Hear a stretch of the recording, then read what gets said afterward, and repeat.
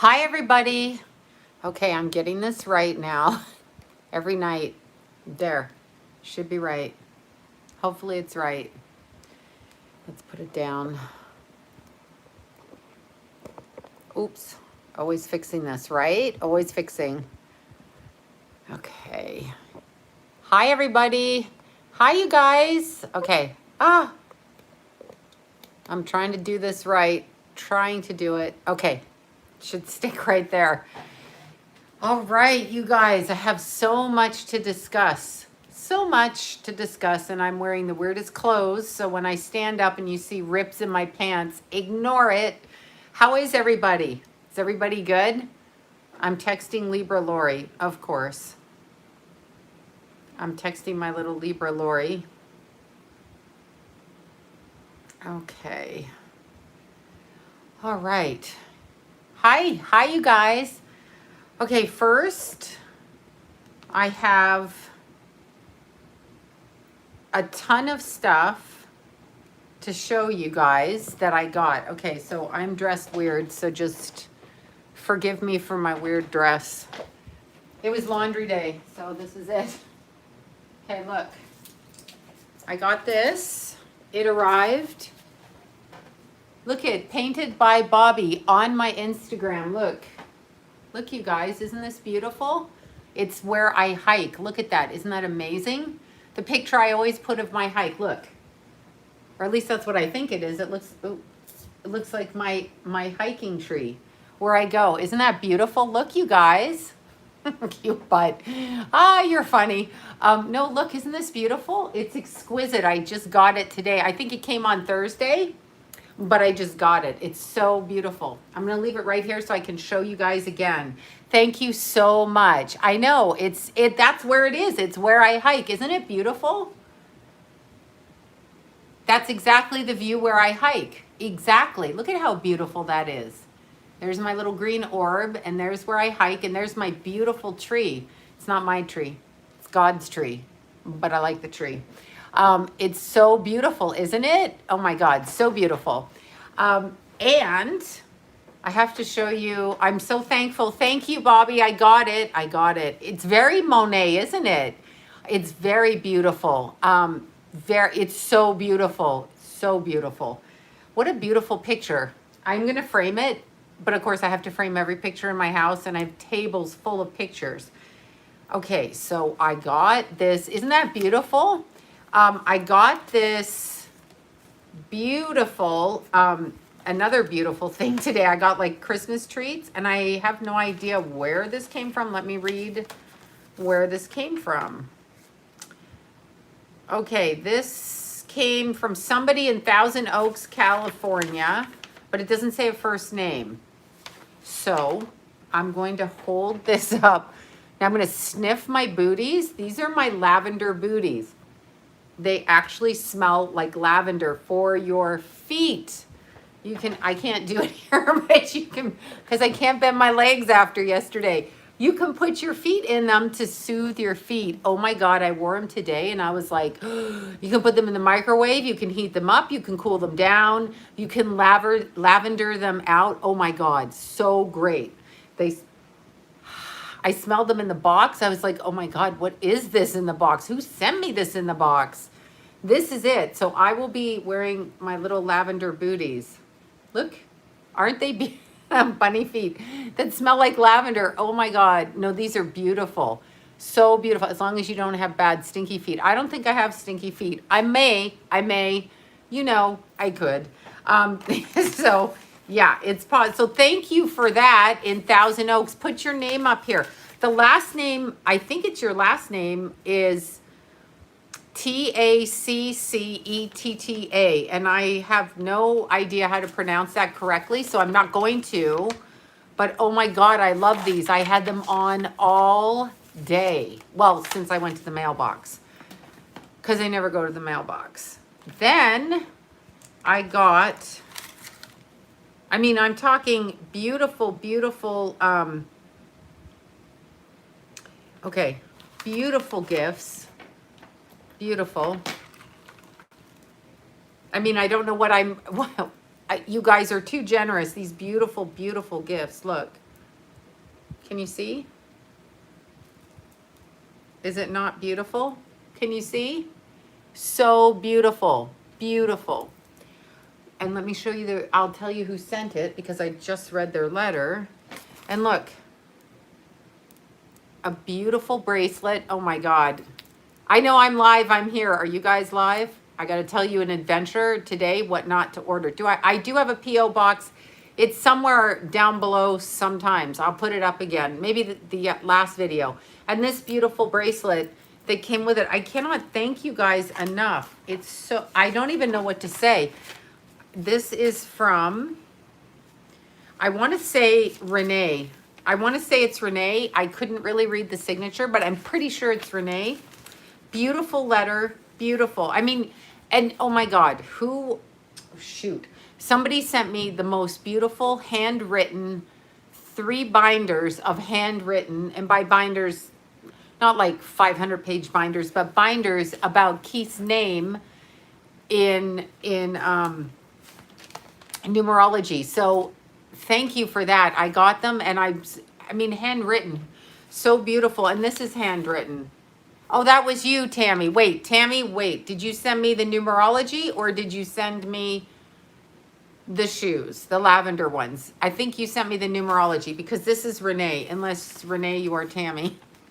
I'm so confused. Forgive me if I say everything wrong because I don't mean to.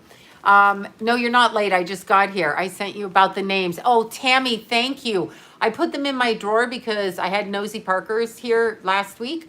So I put them in my drawer and it's absolutely fascinating. You handwrote a lot and that is like so amazing that people handwrite. I mean, I've forgotten how to do it. And this is from Renee who sent me the beautiful bracelet and the necklace with its meaning, which I continuing to read. So beautiful. And then we have this. This is beautiful. I have to just give me 1 second with this. Oh, how cute. This is from Canada and she uses her name. She calls herself, okay, it's Gloria, but she uses the name Sunny. I don't know if I'm supposed to say that. Look, there's me and Keithy up there. How beautiful. I'm framing this too. I don't even know what to say. Thank you so much. She's Canadian. Gloria J from Canada. Oh my God, thank you. Look at this. Look. And I will be framing it because it's so beautiful. But I wanted to thank you guys before I got it all mixed up in my head who sent what.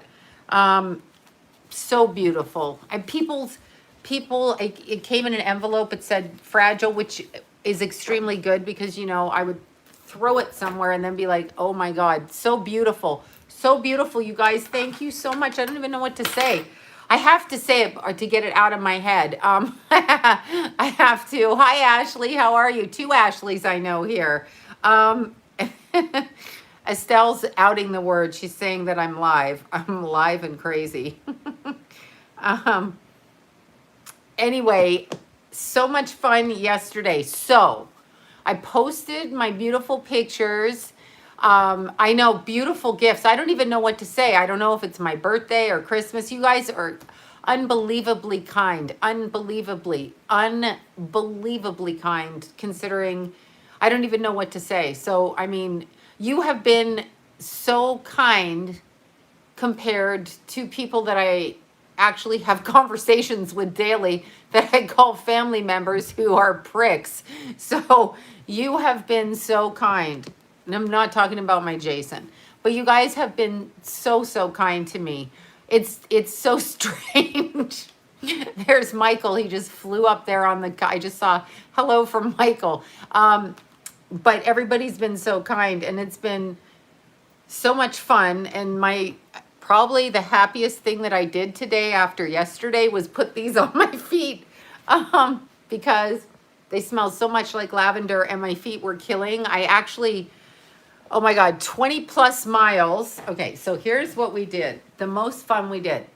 So I'll just tell you a story about my friend David. So long time ago, I was hiking in Palm Springs. Probably I don't think I met Maya yet. I hadn't met Maya. I was just hiking. I went the first time October 29th, 2017 to Cactus to Clouds. I know, isn't that, it's so beautiful. I'll show you again. Look at that. That's my hiking tree. Isn't that beautiful? I wish I could paint like that. I cannot. So I went to Palm Springs. I drove in the middle of the night. I got a light. I got a knapsack. And I know it's beautiful. So I got this, it's so beautiful. This Bobby painted it. I'm showing it again. Look at this. Isn't that beautiful? It's my hiking tree. It's where I hike up north, which apparently a fire broke out today, of course, but not near here, across the way.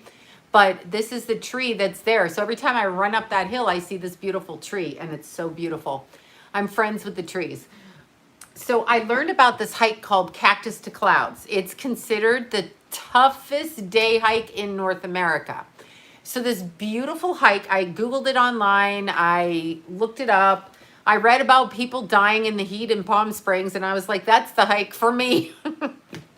So I drove out there and I looked at this thing called Meetup. There was a Meetup group. So I looked at this thing, and I didn't want to join the group because that's Bobby painted that. And yes, she's totally talented. So I didn't want to go with the Meetup group because those people, you know, whatever. So what I did is I kind of crept behind. I looked at where they were meeting and, you know, where they were starting from. And I figured I'd follow the flashlights up the hill because you have to start at like 3 in the morning because Palm Springs, the desert can be, I don't know, it can be like 97. Me and Susie did it. It wasn't last year, or was it last year? No, it might have been the year before. We all went to Palm Springs. We stayed overnight. She did it on literally 2 shots of tequila and vaping on the way up, which I was extremely impressed. Extremely impressed. So, and it was probably 4 o'clock in the morning and it was already like 89 degrees. So you got to make it through. Yeah, there's issues with snakes. There's cougars out there. There's everything. But you got to make it through the desert. It goes through 3 different atmospheres because if you look up altitude when you're hiking, altitude, for example, Mount Whitney usually starts at about 9,000 feet and you climb to 14. So you're climbing approximately 5,000 feet. The same thing when you climb Mount Baldy, you're climbing from 6,000 feet to 10,000 feet. So you're only really climbing 4. Cactus to Clouds, if you Google it. I know David always told me not to look down. Thank you for that. David told me not to lie down on the ground when I get bitchy climbing up that hill in the middle of the night. He's like, there's snakes. I'm like, fuck those snakes. Anyway, I don't care because sometimes they get really nauseous. But when you go through Cactus to Clouds, you're starting at 400 feet. No, this is even more. You start at 400 feet above sea level. I have a lot of cleavage going on tonight because I'm wearing my pajamas, basically. Welcome to pajama world, okay? Pajamas. And I have a big, huge hole in like the crotch of my pants, and I went out like that because you know what? I don't care. I don't care. So anyway, Cactus to Clouds, you start at the Palm Springs Museum, and it's 465 feet above sea level. Then you climb to the top of Mount San Jacinto, 10,800 and something feet. So in one climb, you're climbing 10,400 feet through 3 different atmospheres of trees and objects and all of that. Different land texture, everything. Like the first part is all cactus and it's all dry and it's like serious, you know, it's like, yeah, cleavage pajamas. These are my pajamas, you guys. There you go. Cleavage pajamas and a top, a stinky top with lavender deodorant on, just because.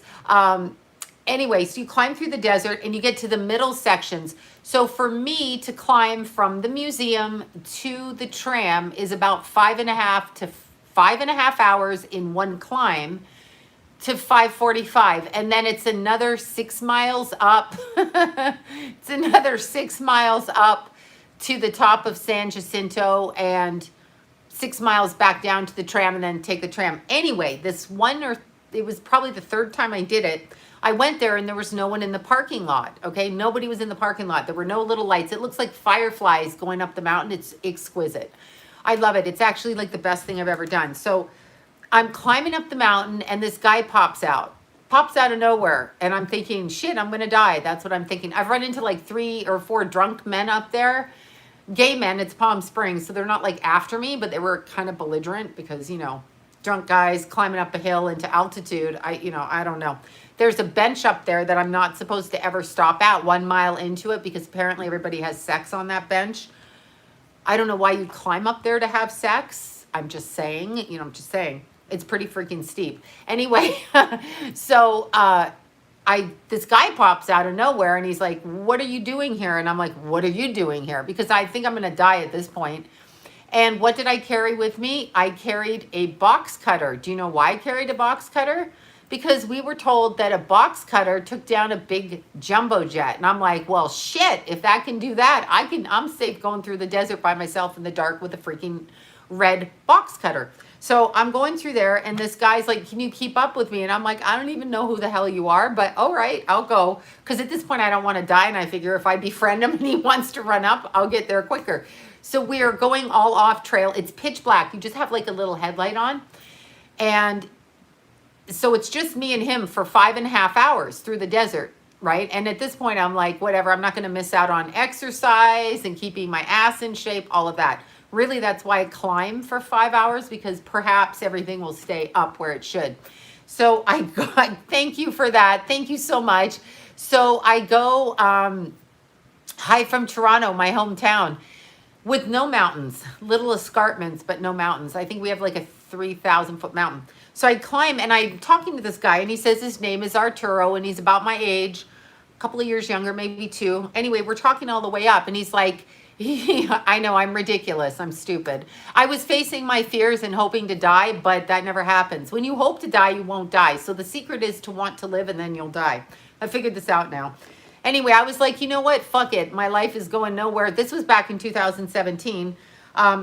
So I thought, I'm just going to keep climbing to the top of these peaks and in the dark, which I used to do when the kids were little because I had anxiety. So somehow climbing through the dark would make me less anxious. Although I would be like afraid I was going to die. And sometimes I met like weird people in the mountains, a guy with a limp, like missing part of his leg with a pit bull. And I was like, oh shit, that doesn't even look right. But whatever, he was nice enough. I just kind of befriend them. Bats, a guy that used to pull his pants down all the time. I was like, dude, I'm getting bored with this. Like at first it scared me. And then I was like, you know what? You're getting in the way of my exercise. So you can like show yourself off over there. I got to run by. But anyway, so Arturo and I climbed to the top and he's like, when you get to the top, because if you go all the way back down, it is a hugely steep mountain. It's a vertical incline. The last 2,500 feet are like unbelievably, I can't even describe it. Like I just don't even know. You take 10 steps and you're like gasping for air. So, okay, Michael's going live now. So there you go. Go over to his page, HUM after. Don't even know. Oh, hit me up after. I don't know who you're talking to, but I'm sure they will. Okay, so anyway, so you climb to the top. You climb to the top of San Jacinto. So, oh, me. Are you talking to me? Just say pajamas. Anyway, so you climb to the top of San Jacinto. Okay, good. So Arturo and I went up there and he said, instead of going all the way back down, because you'd end up doing almost 40 miles, in my opinion. Oh, have a good one. You too. Have a good one. I will. Thank you. You as well. So Arturo and I went up there and he said, my brother is going to pick me up at the bottom of the tram. So you climb down the 10,000. I love Palm Springs. It's exquisite to me. Are your parents gay? I'm kidding. Don't be hating on me. Palm Springs has the best, Susie taught me this, the best, what do you call it? Thrift shops, because all the gay men get rid of their clothes. I mean, it's just a fact. Their clothes are like, it's not like meth heads getting rid of their clothes, right? Oh, no, Mexican. Anyway, San Jacinto is so amazing. So when I met Arturo, we went 5.5 hours through the desert all by ourselves. So this was my new friend. And he taught me how to climb. And so he's like, my brother's going to meet us when we get off the tram. Because usually you have to come. I know. I'm a traitor. I'm a traitor to the addiction community. Traitor over here. So when you get down on the tram, it's 4 miles back to where you park by the museum. So we usually take an Uber or whatever, or a taxi, but you can't get service up there. And I have a tram pass, but the tram's not open. And I'm so upset. I love my tram people. I love the people. I just love it. There's a bathroom up there, so I would take all kinds of makeup to put on my face when I got to the tram so I could take those pictures. But really, I was dying and stinky inside, and then I would just spray. I know, right? I love San Jacinto. I don't say it right. David told me I say it like a Canadian because I'm Canadian. So I met Arturo, and down in the parking lot was his brother, okay? No, I don't wear my mask. His brother was down in the parking lot, and he was driving us back around to our car. I don't know where Arturo parked because I met him on the trail. So David gives me his number, and he's like, I run all the time on these mountains. And then Arturo's like, well, my brother's like hardcore. Okay, no joke. Fucking hardcore. So for like 3.5 years now, it'll be 4 years, I guess, in October. I know, he's really good. He travels all over. But David is like a fucking animal up those mountains. So then I introduced Maya to David. And Maya, because I'm older, Maya's like 25 now. She's my kid's age. And so I met Maya on Mount Baldy, and she looked like she could climb. So I dragged her to Palm Springs. She never like really knew me. We just met climbing. And so we did that for 2 years till she went in the Navy, and I miss her so much. And now she's back in San Diego. So anyway, Maya would go, I would be so cranky. Like I get cranky because I had asthma. So I get altitude sickness and I get bitchy, not all the time, but David would take Maya up these straight rock cliffs. Oh my God. Oh my God. So it would be like unbelievable. And I'd be 20 minutes behind. Sometimes I would call them on the cell phone from 40 minutes behind, and I'd be like, I don't want to climb up. I'm going to go back down. They would laugh and see how long it would take me to turn around because going down would be more hellish. That's what we did. So David taught me a lot. So I said to David, do you want to do San Jacinto? And he said, the whole parks are closed. I got over my fear of heights. He said, all the parks are closed. And I'm like, well, who cares? This is what I'm thinking. Nobody cares. Happy birthday. Happy birthday. Moonchild's birthday is Wednesday. So I go, well, let's sneak in. And I get altitude sickness. So he's like, let's see. Hi, Keely. How are you? Oh, my God.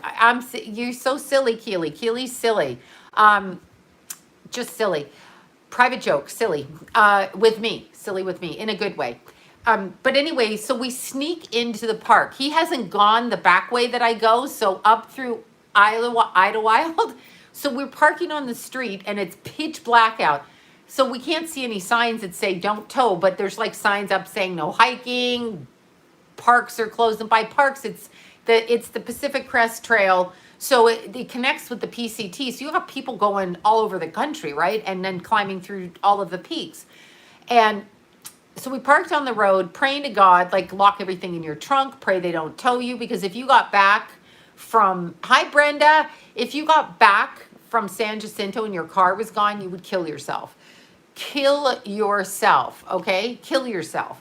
Yours is on the 26th. Awesome. Happy birthday. Mine was actually last Saturday, the 26th. Oh my God, lots of September birthdays. So we snuck into the park, unbeknownst to me, because I usually drive in and park and head up the trail, and the trail is a nightmare when you do that. This time, it's 2 miles in to where the trail starts. So when you're coming back down, you're like, oh my God, I've got to climb all the freaking way back down on this ridiculous trail. So it's ridiculous. So I want to show you, I got altitude sickness, I don't know, 2.5 hours into it. So I had my not French fries, potato chips for salt. Then I had mince, Altoid mince for my stomach. Cause it feels like you're pregnant and you're going to go, blah, and then you get so slow climbing. So David was way, way ahead of me because I'm slow. So he's getting back into shape. That's the only reason he had mercy on me. And I'm 10 years older. So he had mercy. Because he didn't want me crying on the trail. So we're going up the trail and I get this altitude sickness. Now he doesn't know that Keithy's passed away. He wasn't on social media and I just wasn't telling him. But I had some of Keithy's ashes there. So at the top, we let go of Keithy's ashes because I had them. So he did that, which was great with me because no one else can really climb up there but Maya's in the Navy. So there you go. But next time when I go with Maya, I will bring more. But oh my God, was I nauseous. Oh, I was like this. I was climbing. No, I didn't call to tell him. He hadn't been on social media. My hiking friends, I don't call because if they don't know, I don't want them to be upset. And they don't watch my live stream. Like my hiking people aren't on the internet really like that, except for Vanessa. But I see Vanessa every day. David lives far, far away. So we see each other when we meet at a mountain and go hiking. But David's taught me a lot, like a lot. What to look for, trails. He's like an Eagle Scout looking. There was nobody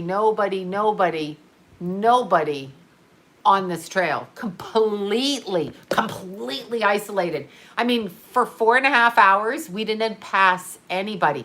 What we did see, yeah, I know, Vanessa's beautiful and you love her bras. We all love Vanessa's bras. And Vanessa is beautiful. I miss Vanessa right now because I went away and she had the kids. So in 3 weeks, maybe she'll come with me because the weather's going to be over 100 in Palm Springs. So I can't go. I'll die. That's basically, you guys look up Cactus to Clouds and you'll see that trail. So we went up there. I'm looking for this one video because it's just crazy. When you see the sheer rock climb up this video, you will laugh. It's a funny sheer rock video. Anyway, where is this ridiculous video?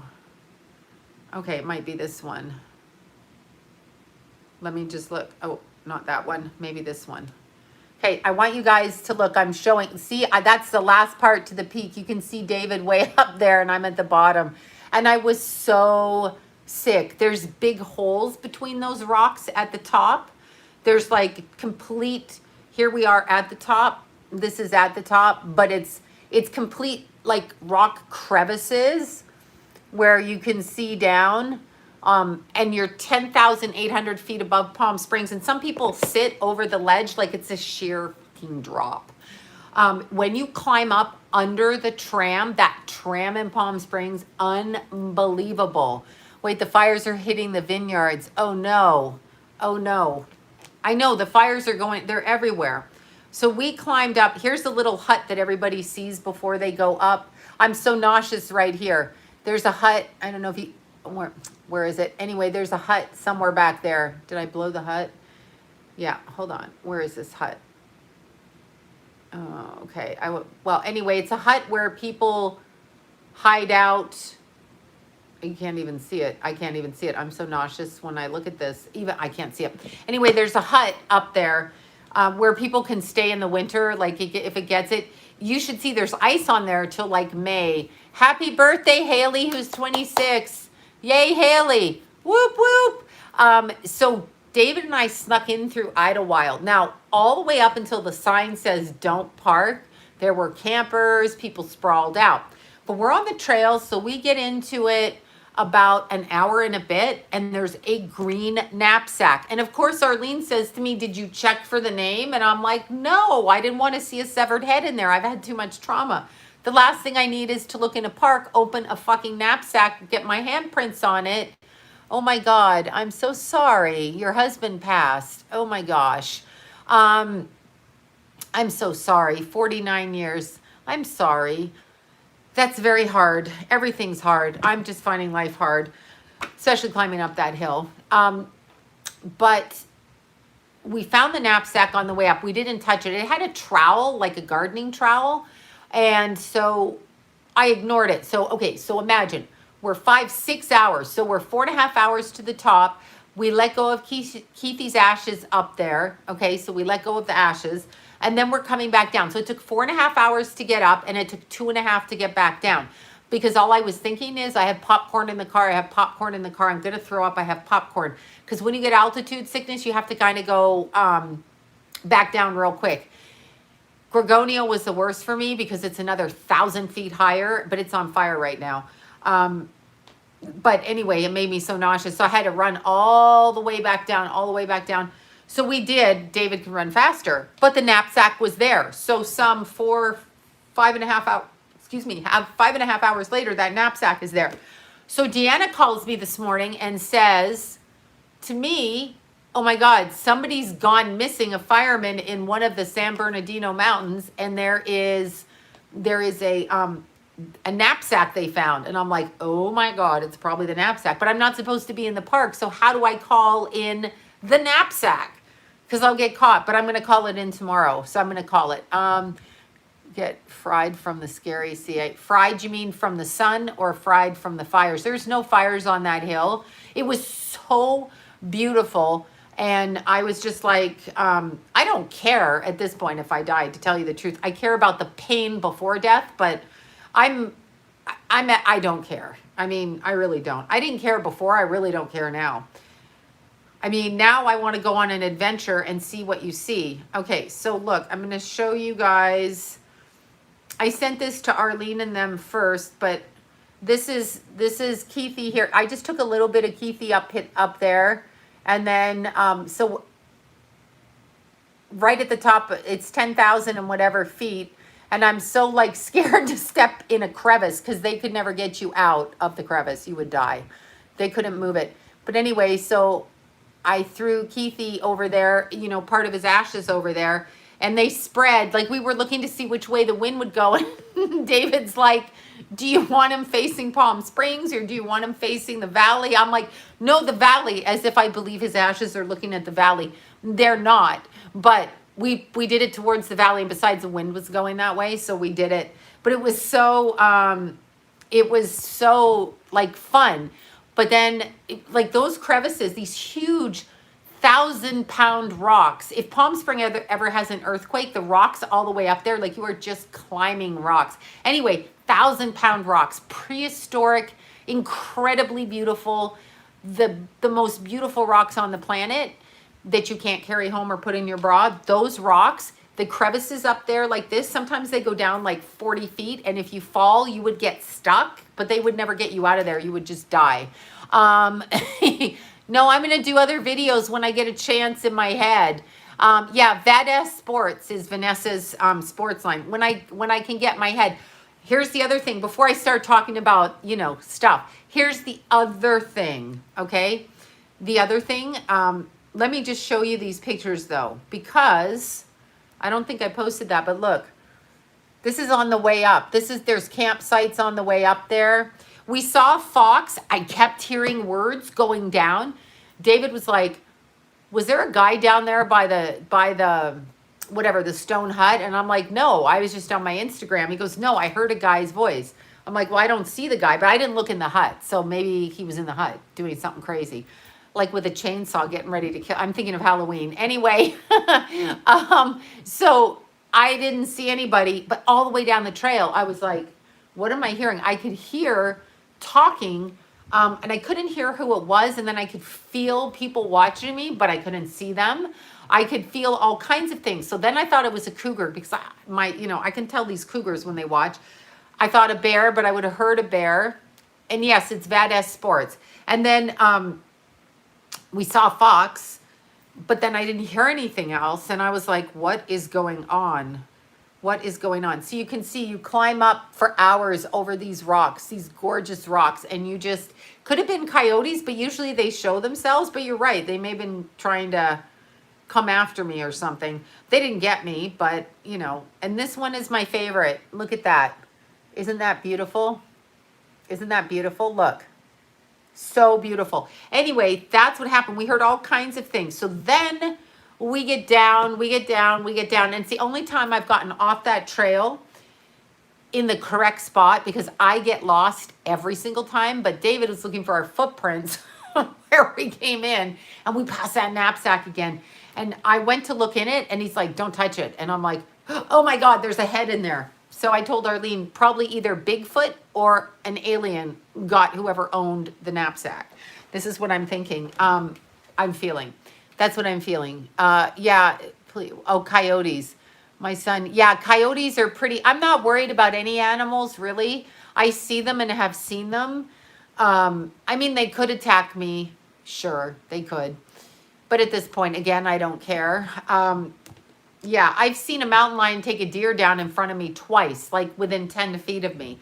Yeah, animals don't bother me. I mean, a massive bear, like when they walk behind you, you're like, oh my God. And a cougar is scary. No, I didn't get the cross replaced, but let me tell you what I've done with Keithy. I've been rambling and I'm itchy. And I've been rambling. Mountain lions are magnificent and I see them quite a lot, believe it or not. When I am hiking in Burbank and then in Santa Clarita, I saw a bear 7 times, 7 days in a row at different spots. I would take this trail and the bear would come out and I would be like, oh my God.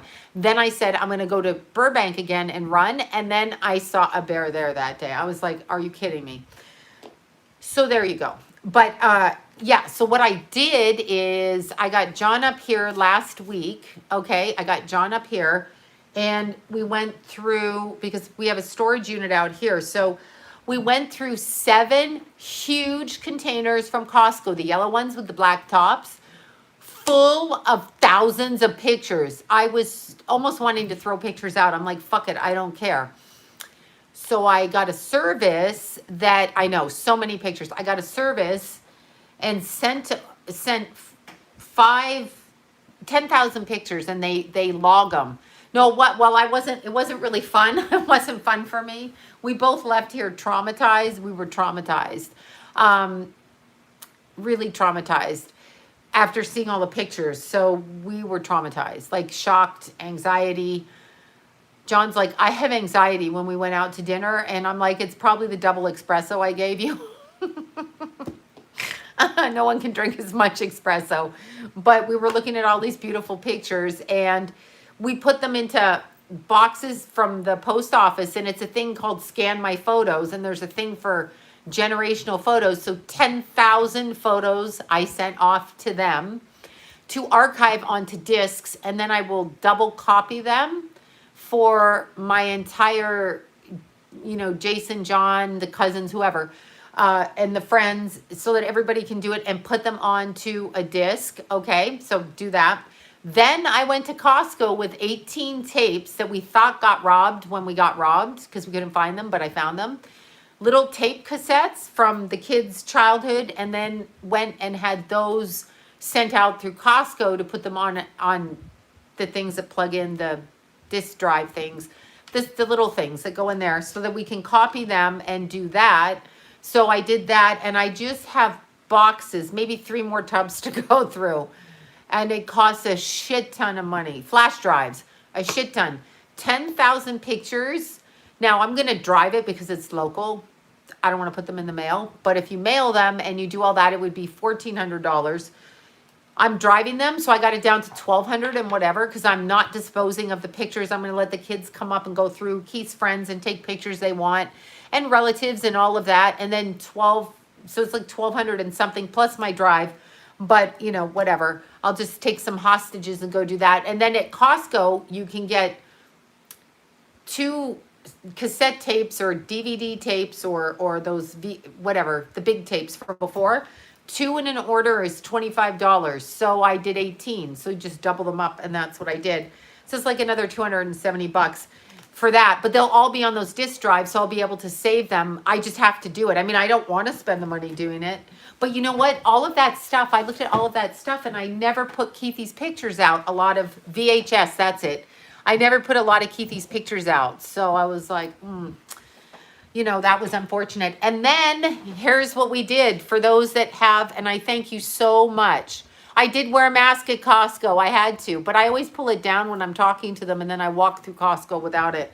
And then somebody will say, could you put your mask on? And I'm like, I wish I could. And then I leave. So yeah, and I take it off walking out the door because I already bought my stuff. So I do that. Yeah, I couldn't do the DV. I had too many. I can't sit and focus. I'm just like, oh my God, pack these pictures up. So I was throwing pictures to the side and John was pocketing them. I'm like, what are you doing? He's like, why are you putting that over there? You're not taking it. I'm like, because we have 3 of those in that box already. Okay. 3 of those. So he was like stuffing pictures everywhere. I'm like, I'm not throwing them out. I've already got 3 of those.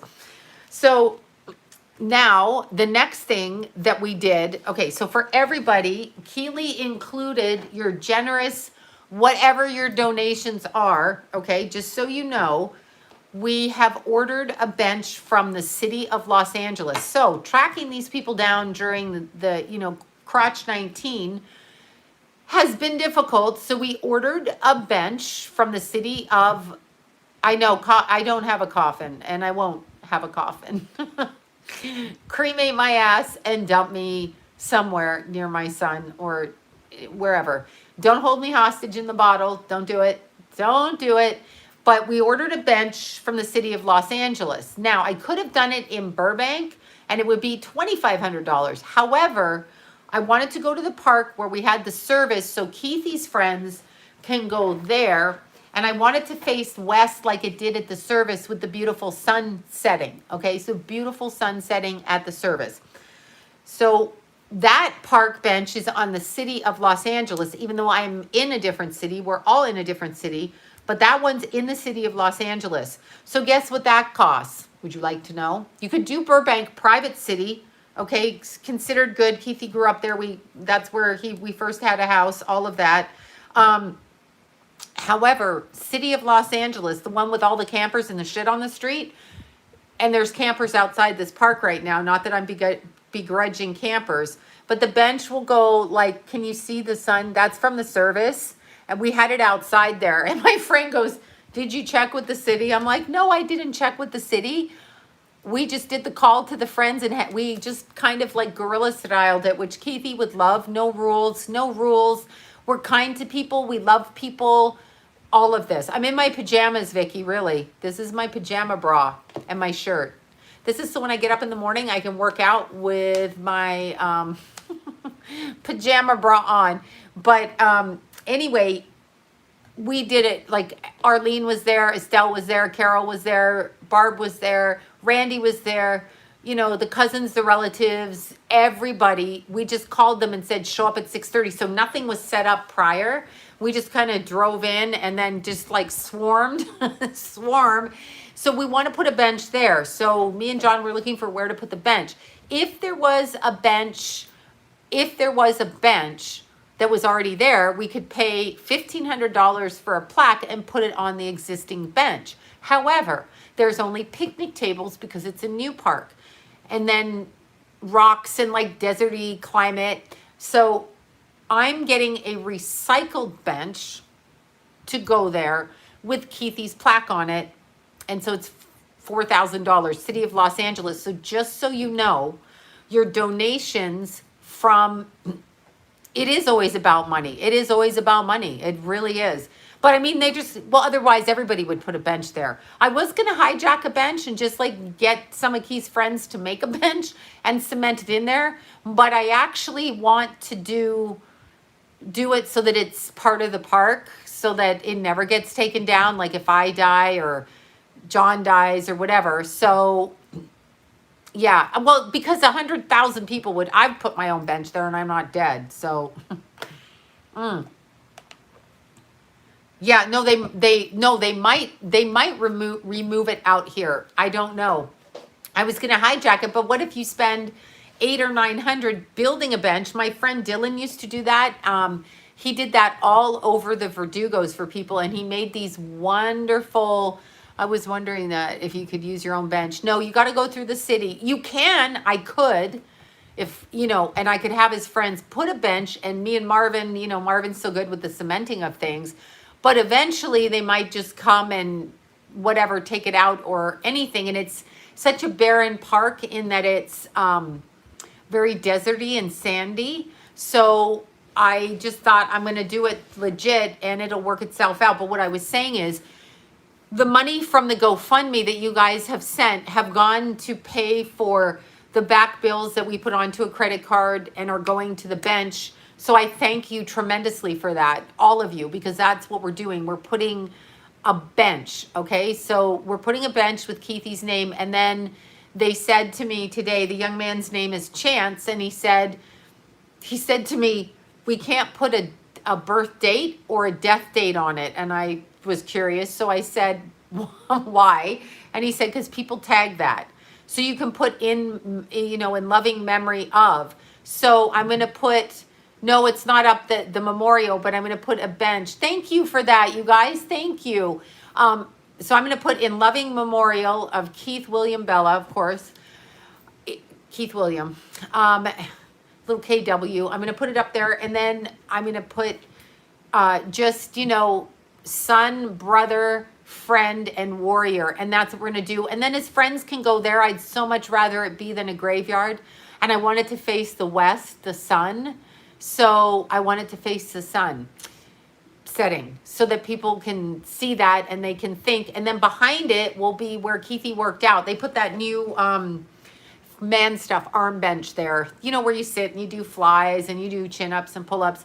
So he would run up the street and do that, but we're going to put the bench up.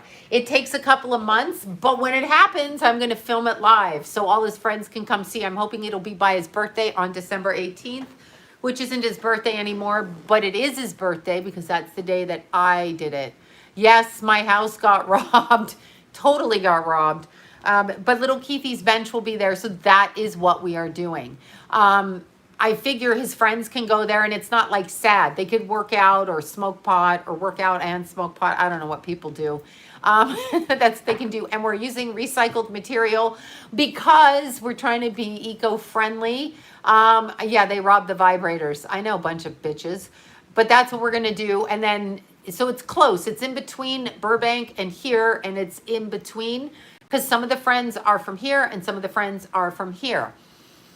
Different areas. So sleeping, and my dog was sleeping under the bed. Of course, everybody, I was out of the country when we got robbed.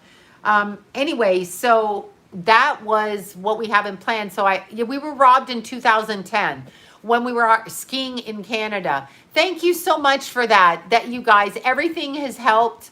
Yeah, the vibrator stories, they took my vibrators, 12 of them. Anyway, don't ever repeat that.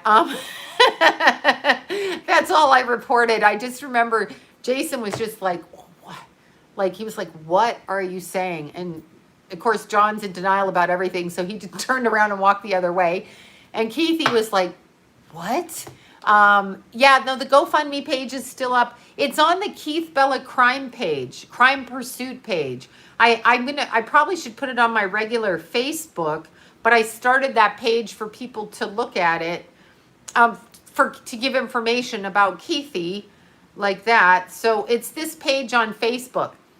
And if you scroll down, you scroll down. So I'll put it up again, but people are finding it. Should be a link somewhere around there. But we've almost hit our goal. Everything but maybe a little bit, everything has gone to the expenses. Some of it might not have, but there was expenses for all kinds of things. But the bench was like a huge expense, and that's what we did. And then we've gotten a lawyer, and we're going forward with everything. So that's what we're doing.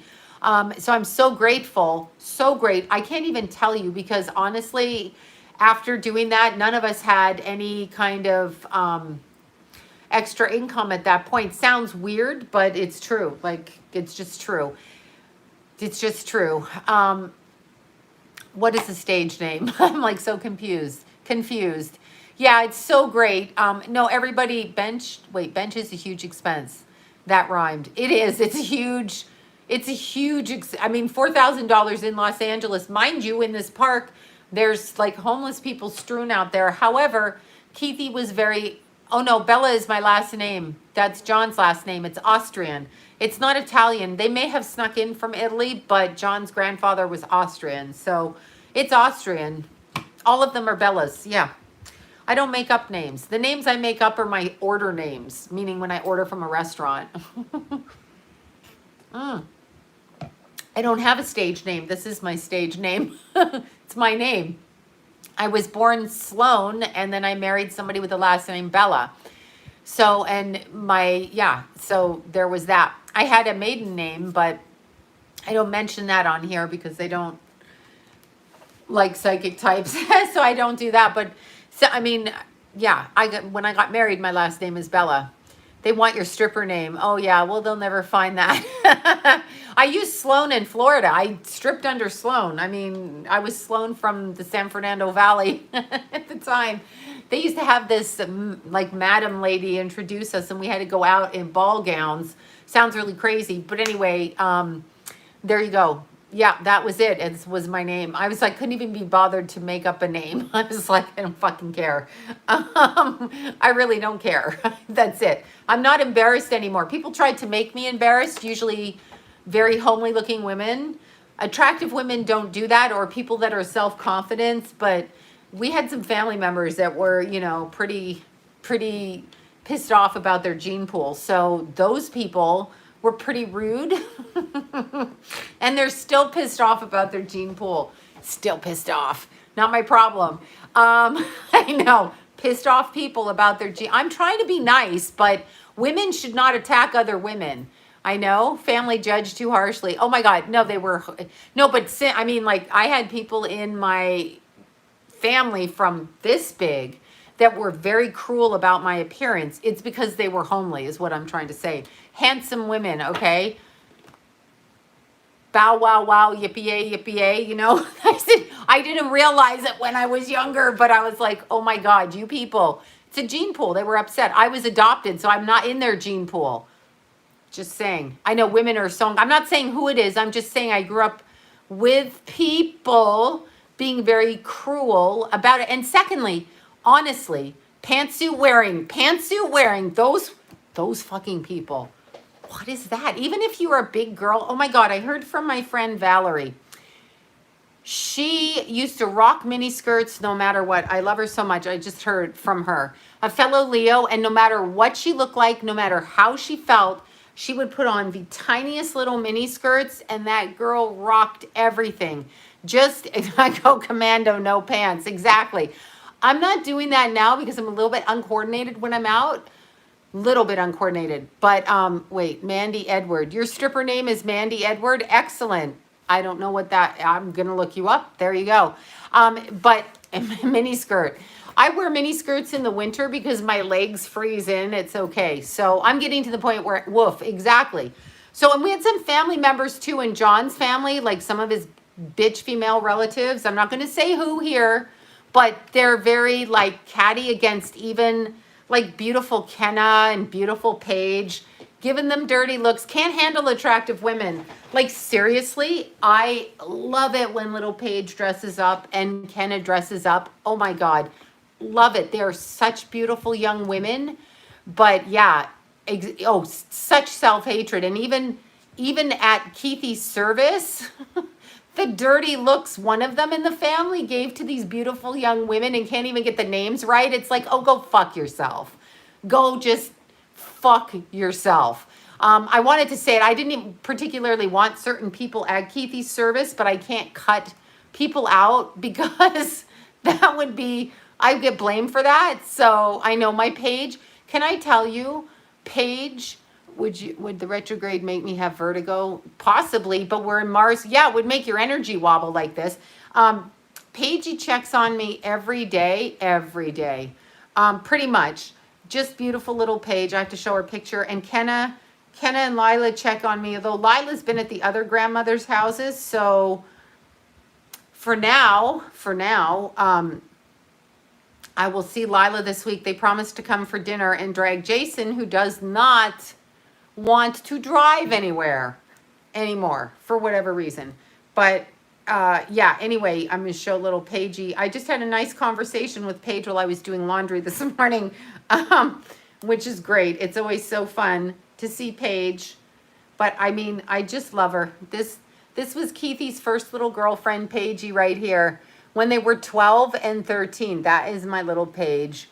And I love her beyond. Just love her. Loved her. Paige is so lovely, but her heart is so big.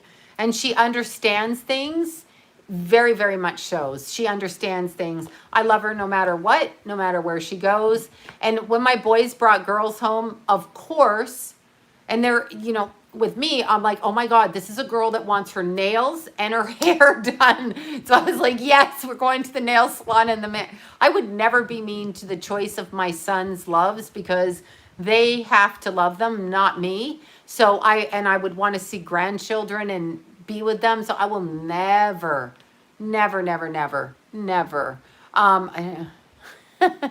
Thank you. Thank you for that. Yeah.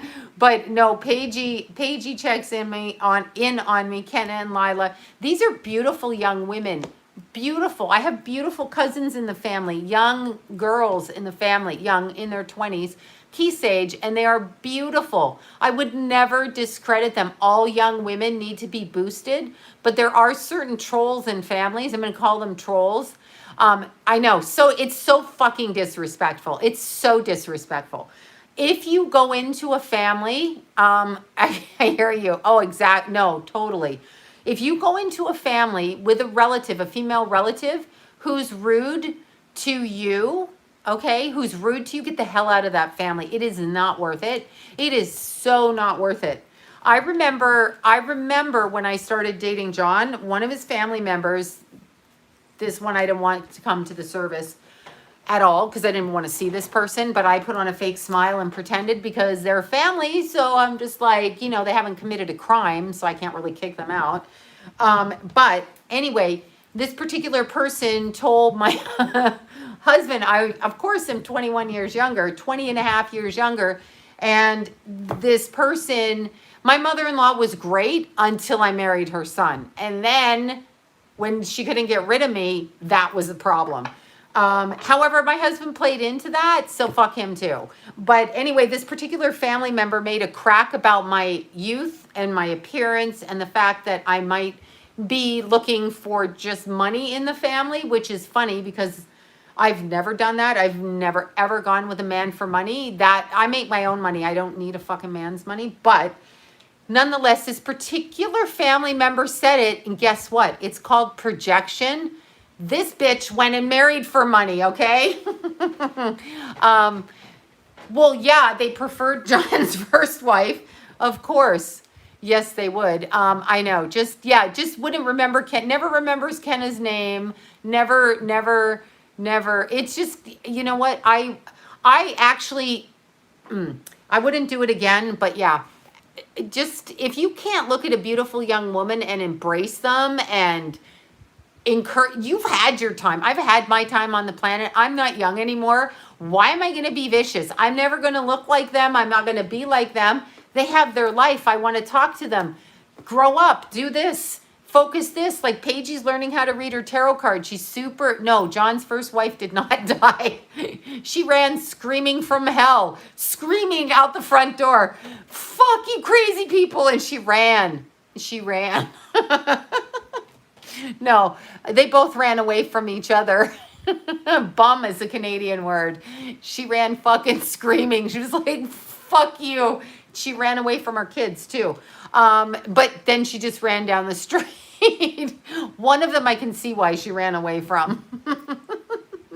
Such a bitch, one of them. But anyway, just a real chaos causer. But that was them. They had kids at 19. Who's going to stay married at 17 and 19? Said no one ever. People really probably shouldn't get married till they're about 30, perhaps. I'm thinking maybe they shouldn't get married till then because you don't know, and you may walk right into your family situation. She just can't wear pants because her waist is. Somebody said my wife is curvy and she can't wear pants. She can wear leggings. Anybody can wear leggings. You can put Spanx under leggings.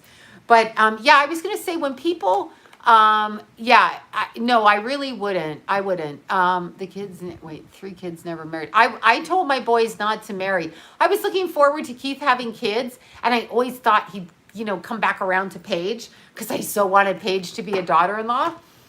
She'll just be my pretend daughter-in-law now. I will just show up. I always thought maybe when they grew up a bit, they would be that way. Yeah, I got married. I got with John at 21, turning 22, and I'll tell you something, I wouldn't do it again. Your taste changes by 30. You don't have the same choice. You don't even know what you're marrying when you're that age.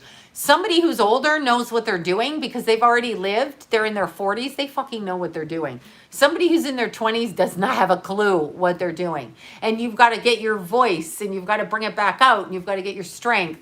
Yeah. Oh, I love my Paige. I do. I was a different person. Oh, I'm different. I was different, but I was never leaving my kids. Hear me clearly. I stayed with my boys till Keithy passed at 24 and Jason is 28. I was not leaving my kids until it was time for them to grow up, and I couldn't keep enabling them to stay at home and make me do the laundry. I'm sorry. Oh, hold on. Hold on. My nickname for Keith. I have to tell her, Keithy. Hold on one sec. She didn't know. Thank you for that, you guys. All of the super chats.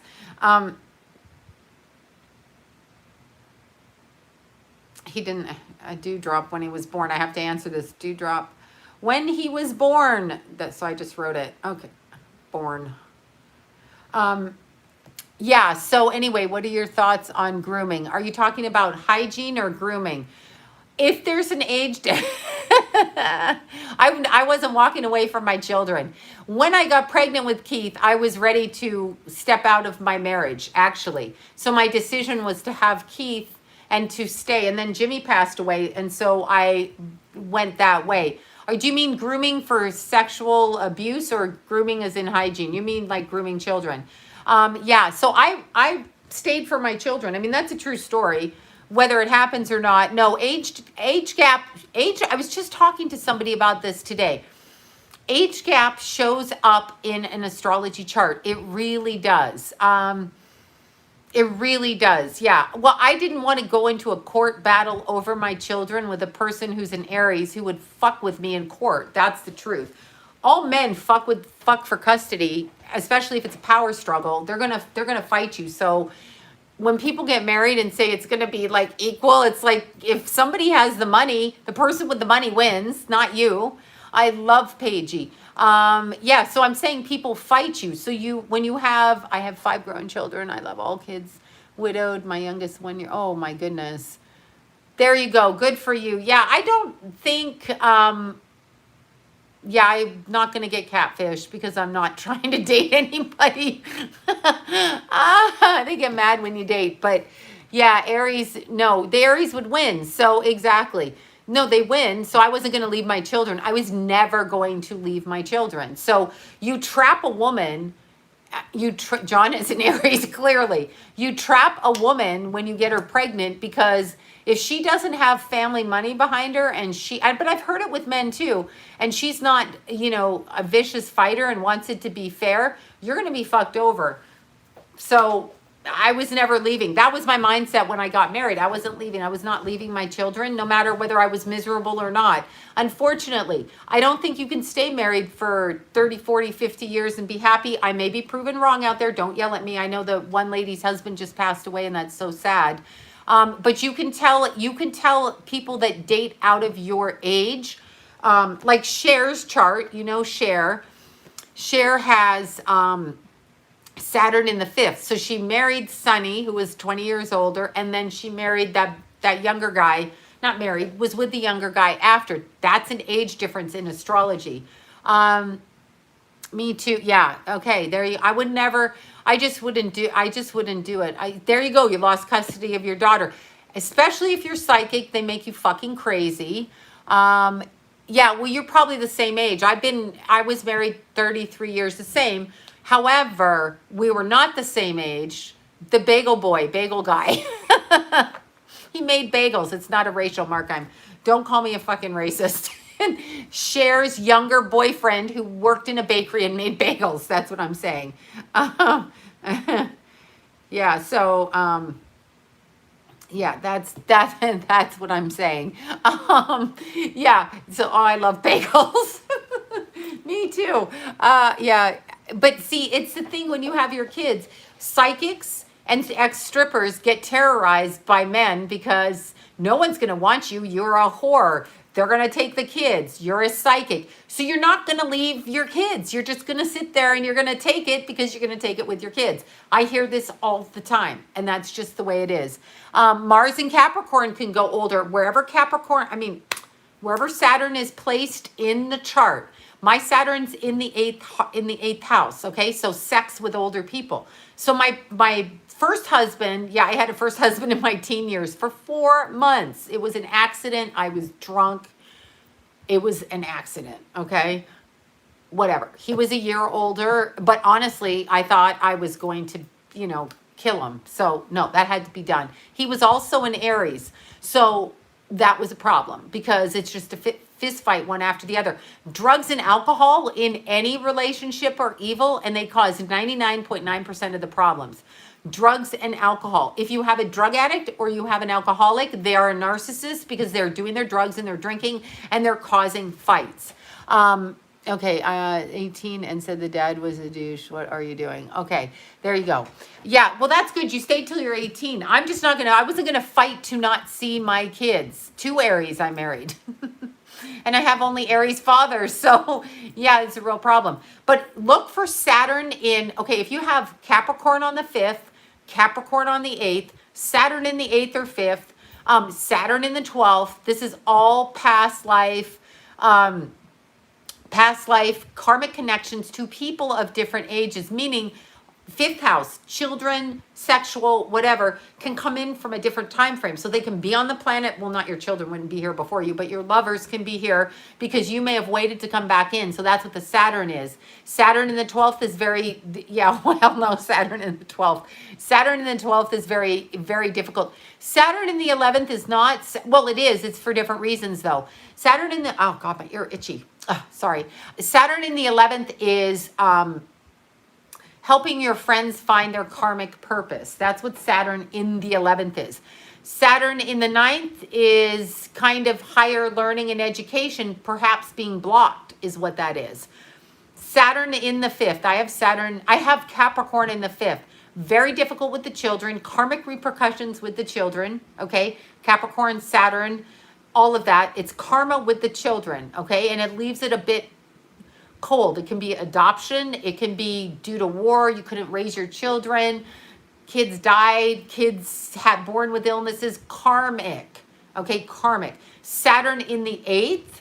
Saturn in the 8th is the same. Sex with older people. All Aries men do is argue, and I'm way too bombastic myself. Like when you say something to me, I am going to make sure I shove those words down your throat and you suffocate on them. Especially when you make me defend myself, I will fuck you up. That's my motto. So if you're a man, don't tell me shit that isn't true about myself because I'm not listening to it and I will not defend myself. I did it for years. I don't need to prove to you. That word was said to me. Prove it. Prove it. I'm not proving shit. I'll do what I want when I want. Does anyone use obsidian? Yes! Obsidian. Obsidian. Obsidian. Oh my God. Oh my God. Okay, so Rachel at Jewel Tunnel gave me a huge obsidian that I slept with. I didn't have sex with it. I put it on my pillow beside me after Keithy passed. Saturn in the 4th. Very, very strong repercussions with Saturn in your 4th house. Very strong repercussions, okay? Because it's in the 4th house of home. Keithy also had Saturn in his 8th house. So when Keithy passed away, he was dating a woman that was 10 years older than him, 10, 11 years older. And I was like, what are you doing with my baby? Like my eyes were like, "Ee." But then I was nice because Keithy chose her. So if Keithy chose her, I have nothing to say about it. Nothing. Nothing. I could think it. No, but actually she was very nice. That's what I'm saying. I would never. I know Keithy got himself some older girls too. Yeah, no, I won't defend myself to a person. If you want to think I'm a whore, go ahead. If you want to think what I say is crap, go ahead. Yeah, it's sad for her too. No, she's very sweet and she has a 9-year-old son and she was sweet to Keithy. So that was really good. I was, but I was just shocked because Keithy kept that one secret from me. It was Marvin that outed her. I blame Marvin. Marvin outed her.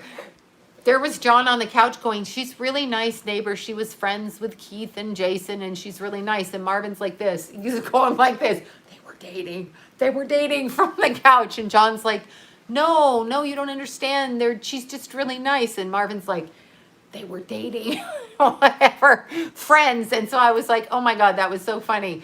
No, Keithy told me after Paige, he was not going to tell me about his girlfriends because he didn't want me to be friends with them. I wanted to be friends with the girls. You know why? Because when any of my son's friends, except for crazy crackheads, they couldn't be there. But anybody that came around my sons, my way to connect with my sons was to be kind to their friends and try to support their friends and try to be around their friends. That was the way. Because if I couldn't, Keith and I weren't talking a lot at the end because he had his own life and all of that.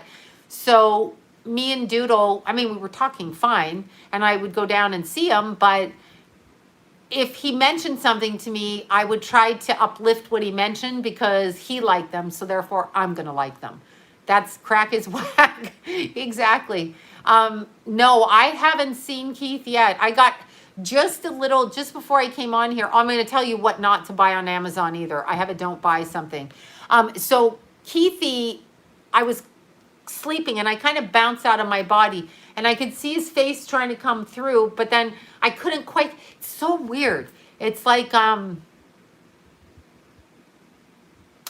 in the airport and I'm on one side of the glass and he's on the other side and I'm trying to get through to the other side of the glass to see. I have Aries. Vanessa's an Aries woman. She's my friend. And Paige is an Aries woman and I love her. I couldn't love anybody more than I love Paige. And Kenna. Kenna's a Pisces, so they're different energy. Kenna's a Pisces, Paige is an Aries. So it's different. And Rascal Pants is a Gemini, totally other different energy. So yes, your birth. Okay, yeah, your birth time does matter, yes. And 5 minutes is a large discrepancy. Yeah, Deanna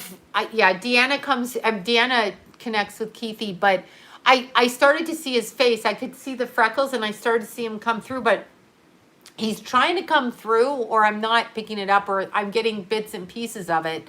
Citrine's beautiful. So I'm getting bits and pieces. I'm always out of body. I've always been out of body. I don't have to try. It just happens. This is how I injure myself a lot. But it's interesting. Yeah, he's trying to come through. Oh, George from you. Oh, that's great. Yeah, George is very sweet. George is sweet. I smoke many worse cigarettes since crotch 19. Okay, so Deanna, he gives messages to Deanna all the time. If it weren't for Deanna, I'd stab myself. Deanna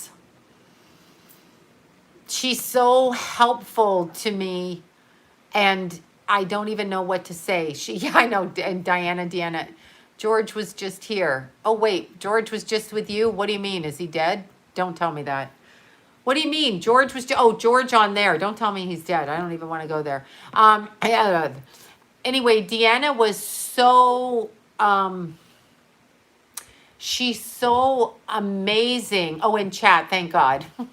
Like, thank God. I'm like, what? Stop fucking traumatizing me, people.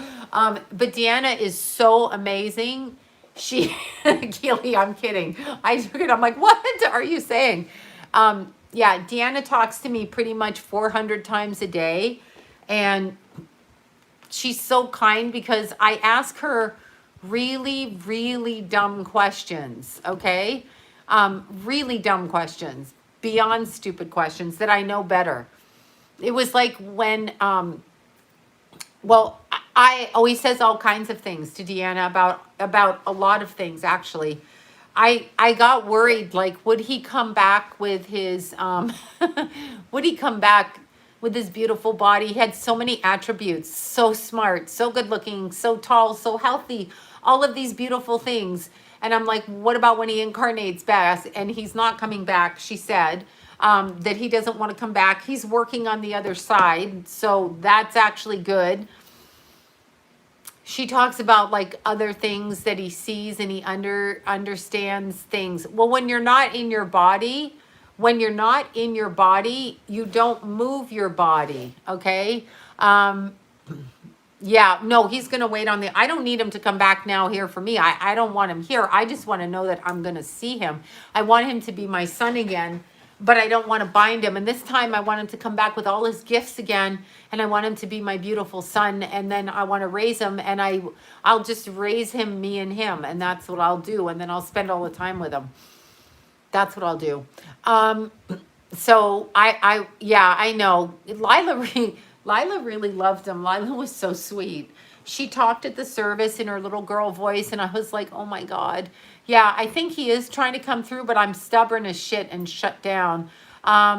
He is, yeah, no, he really is working on the other side. That's, Deanna tells me, she tells me little things about, you know, Jason, and she tells me other things about Keith, like little private things. He seems to be fine. Lila is super psychic and super smart. She's so smart, and Lila is so beautiful. But Keithy, I'm doing my best. I mean, I'm just trying to do right by him. Saturn in the 7th is very difficult for marriage. Karmic ties to marriage. Karmic ties to your marriage. Yeah, I hope he's waiting when I pass. I hope I go soon. I don't mean that morbidly. I'm not going to kill myself. I'm just done. I mean, I'm good. I don't see, of course, it's not for me to see, but you know what I'm saying. Anyway, Saturn in the 1st, very difficult. Saturn in the 1st, lesson. Life ended early last lifetime. Could be from your own hand, could be from a bad choice, could be from all kinds of things. Yeah, no, I know. It's very, very difficult. Psychic can skip generations. Saturn in the 7th, very hard. You could have a mate that gets sick, a mate that is a drug addict. Deanna's my best friend and a psychic. You could get, if Saturn in the 7th, you have karmic ties to your marriage, meaning the repercussions of your marriage are on you. Saturn in the 1st, karmic ties to the self. So it can be temples on the other side. Yeah. Saturn in the 12th, the gift of the writer, karmic spiritual choices, past life coming back, hidden behind the scenes. Yeah. I know. They're all, I mean, I have Aquarius Pisces on the 7th. Okay. So I have the last degree, 29 Aquarius and Pisces in the 7th. You want to talk about marrying drug addicts? I'm expert at it. I can find a drug addict. All I know is drug addicts. The whole world has too many fucking drug addicts, and they cause so many. Well, the Irish are psychic. I'm sure the Irish are psychic. Middle Eastern are psychic. Each group of people has their own psychic ability because you are born genetically with the way to open. Scorpio and Pisces, those are both water signs. I'm sure it's fine. I'm sure it's fine. I'm addicted to psychic and psychic. Oh, you're addicted and psychic. That happens a lot too. I'm not, so I'm kind of a half-ass psychic because I don't do the addiction thing. So I think, I know, my Keithy, I think if I were more addicted, other than to coffee, I might, which is addicted. Tea leaves. I love it. John's grandmother used to read tea leaves. I love tea leaf reading. It's so interesting. It's so interesting. I'm a Pisces husband. Husband is in Aries. Yes, I'm still doing readings, but I kind of shut down my site because I can't have all the people booking readings ahead of time. It gives me anxiety right now. So I'm just going to open it up when I open it up, and I'm going to write down that I'm opening it up. Then you can go book, but I can't do, I was doing too much and I can't have people book for months because John is very psychic. A psychic can't not meet a psychic. My husband. Yeah, they could read ashes, right? I know you could read ashes. I can't do that. I just was looking at the ashes and I was like, oh my gosh, that's interesting. It looks like sand with little white chunks of sand, which are bones. So that was kind of creepy, but yet not creepy. So it was gray. And then there's like white, which is Keithy's bones. Yeah. So exactly. All just tools to open up. So now I'm going to talk about this since we're talking psychic. It's very weird to see your child cremated. Yet I will say this, palmistry is very interesting, and And it, oh, Picton, Ontario, absolutely. Palmistry is very interesting, and it correlates with astrology, the marks on your hand. So it's very connected that way. I will tell you, I loved my son so much that I was willing to look at his ashes and willing to look at his dead body, which is something I just didn't even think. But I love that child so much, okay, so much that I was willing to experience all parts of life with him. His birth, I was ready to push him out through there rather than get a surrogate. I was ready to experience it without drugs. I was ready to, you know, do all of those mommy things that we do and do that. And I was also ready to embrace the fact that he crossed over and actually look at it. He's my child. This is my child. It's not my child's soul, but this is my child. So he taught me that that's all part of who he is. Yeah, that's what he taught me. So that's what I learned through him. Not something I wanted to do, but I must do it because he is my child. So I don't get the excuse. That's what I would say. Oh, I love my Keithy and Paige. I've adopted Paige. I'll just kidnap Paige. Oh, hold on. Now look at this. They're all wanting Keithy's friends. Here we have, do you think maybe George, Andrew, and I could meet with your friend that's able to get through to Keith? I'll text back later. Yeah, I'll talk to her tonight. But my experience with Keith is that he took me through every extreme as a human being. Every extreme as a human being. Like, it wasn't surface, and it wasn't pleasant all the time, and it wasn't easy for me, and it was just every single extreme came through Keith. So I had to look at his ashes. I had to do that.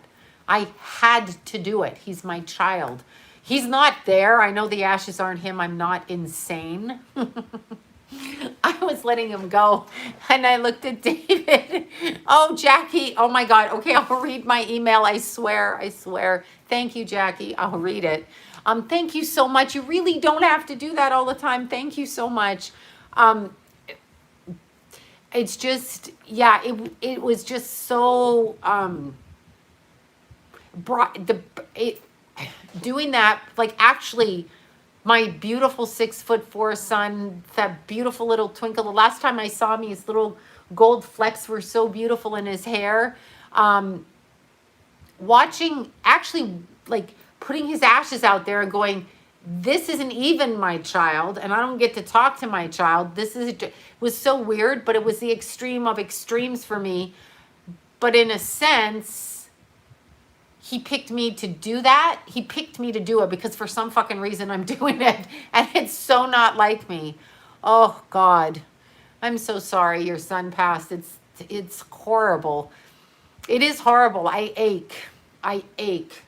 Not all the time, but I ache in my gut like I was punched and degutted. I ache. But I just feel like I just had to let him go. So I need him to be free. I need him to see the world. I just need him to see that. I know he's not in the ashes. I'm sorry. I was laughing because I was like, this is so fucking weird. Who does this? Who does this? This is what I was thinking. Like, who does this? I was laughing, chuckling, and David didn't know Keithy passed. I told him as we were walking up the hill, and I'm by the way, I have his ashes, and this is what he was going to do. How did your son pass, Anne? How did that happen? Tell us how your son passed. But it was so weird because when we got up there, thank you all for your super chats, you guys. Thank you so much. I'm chuckling. No, I'm chuckling because I had to climb up those massive rocks, and I'm so afraid of falling in between them, because you would get your body caught, and they would never be able to move those rocks. Like, you'd fucking die. You'd just starve to death, or you'd have to cut your leg off, and I can't. I'm not that person. I would just die out there. I'm not the person cutting myself free. But I keep saying but, I have to stop. I'm so sorry, Anne, for you. I'm so sorry. Amber Alert on. Tell me how he passed, Anne. Tell me. Wait, my son was murdered. Oh my gosh. I'm so sorry. Oh, Tara, that's terrible. How old was your son? This is so sad, you guys. Everybody understands. It's a club you don't want to fucking be in unless you're like 95. Overdose, she said. Oh, I'm so sorry. That's so hard to overdose. They don't mean to do it. Your son was 21. 21. Oh my goodness. Oh, I hate that. Yeah, Jimmy was 27, turning 28 when he OD'd. Keithy was 10 months old. Stillborn twins. Oh my goodness. Oh my goodness. My heart. That aches. That's so hard. I'm so sorry, you guys. I'm so sorry. I hate it all. I hate anybody's children missing from them. I gotta stop saying, Jimmy came to me for 2 months before Keith passed, and I had a feeling probably John was gonna go, not Keithy. I would have been okay with me going and not Jason or Keithy. And it was a big problem. It was a big problem. It was a problem. But as I was climbing up the rocks at the top of San Jacinto, so the last like 700 feet are up these ridiculous rocks. And as I said, David's looking and he's like, to the left, to the right, because there's like huge gaps. Like, if you land on the peak and you fall by accident, you're going to get jammed in a wedge and probably like kill yourself. So I had to hand him Keithy's ashes while I climbed up, and he'd never seen ashes. So not only did I traumatize myself, I traumatized him. And he's like, wow, it looks like sand. And I'm like, I know, doesn't it? So we were doing that. So I was traumatizing people and doing that, but that's what I had to do. I had to do it. But actually, when you think about it, having a child and birthing them, you're not guaranteed just to be happy or easy or whatever it is. You're guaranteed that your soul is going to learn the lesson. And I'm assuming this is my lesson. And it's such an extreme lesson that nothing else really matters to me at all, except for Jason. Now, I mean, I love everybody, but I'm just, and Lila and Kenna and Paige and all of that, people that I love. But the only thing that matters, the only thing is your interaction with people. The only thing, not your work, not how big your ass is. We think it does. We're distracted by such bullshit. And I can tell you that right now because I really don't fucking care. This is why I wore my pajamas with a big crotch hole in my pants, okay? The guy was looking at me when I walked in a store. He was like, did you dress? And I'm like, yeah, I don't care. I am wearing underwear though. Oh my God, Marcy, thank you so much. It's all going towards the bench. Everything is going towards the bench. More towards the bench, more flowers, more everything, but the bench, which actually the GoFundMe has done, but this will go towards the other legal bills and things that we're doing along that way. No, crotch 19 is what you just said, the COV. The STD, the crotch 19. Okay, so now, thank you all for the super chats. You're so generous. And I'm so sorry for everybody's sons or daughters and children. The crotch hole. No, I had a hole in the crotch of my pants. Well, it's not. It's on the side of my thigh where your thighs rub because you're thick. What kind of a word is thick? Stop calling women's legs thick. We're not thick. We have thighs that walk us across, okay? That's what we have. We have thighs and we walk. Thick my ass. Maybe you have a thick head for saying we have thick thighs. But anyway, apparently my thick thighs busted out through my pants. I know, fluffy. If I hear thick or fluffy, I'm going to beat someone. We're going to have a smackdown. You're thick. Really? Well, you're fucking stupid. It was I know. Oh man, who says thick is bad? Just use another word. I don't want to be called thick or ma'am. I'm not thick or a ma'am. I know my police lady. Oh, that's Stacy. Stacy is, my thick thighs are great. My thighs are great and they're not thick, even though you people call them thick, and I have a hole because my thighs rub together. Whatever. Deal with it.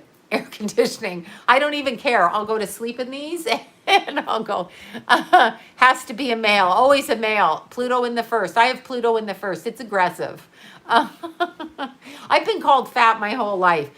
I was with a bunch of bitches. I've been told, when I was a kid, I wasn't allowed to eat the same way because I was told that it would ruin my appearance, which was already ruined. So, no, I'm just saying I had one of those mothers that would be like, here's some chips for your brother, but not you. And as a result, I became a closet eater because I couldn't eat them. So that's right. Doesn't everyone's thighs rub together? I don't know, but I rub holes in my thighs. I was tiny. I was 102 when I met John. I was 102 pounds. I'm 100 and, what do I weigh now? I was, before Keithy passed, 145 pounds and almost 5'6". But now I'm 135 pounds and still almost 5'6". So, I mean, I didn't care that I was 145, but these pants care because I busted a hole. I'm busting out, y'all. Attempt at tiny spanking. Exactly. Whenever I'm busting out. I'm so sorry. I have stick legs. Not cute either. Well, I think all legs that get us walking from one place to another are so good. Yes, I know that Keithy's little ashes. I should even say this. I'm doing a little ring like this with Keithy's ashes for me and Paige. And then I'm making Jason either a ring or a bracelet with Keithy's ashes too for them. So Jason just has to tell me what he wants. And yeah, that. And I'm actually going to do an opal because I wanted a really blue color. And I have Keithy's hair. And so I want to make like a bracelet with the hair. I'm obsessed with this now. This is what I'm obsessed with. But little Paige, I want her to have like this. It's going to be tiny, tiny like this. Just a teeny sprinkle of lucky dust from Keith. You can make jewelry with ashes. That's what I'm doing.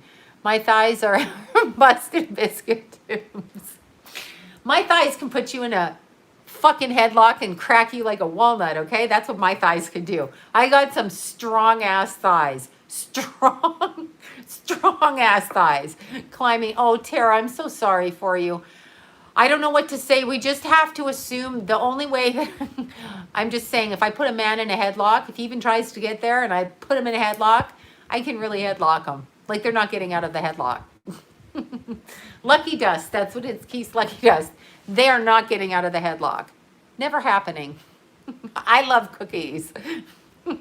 I love cookies and ice cream. I try not to eat it. Yeah, crack the walnut, but I mean they're not getting where they want to go. I will put them. Oh, your father-in-law's in a bingo jar. That's so cute. Yeah, I know, thunder thighs. Who are these people? Derogatory James Bond lady. Oh, remember that movie? I do remember James Bond. Pixie dust from Keithy. I know. Here's what I will say.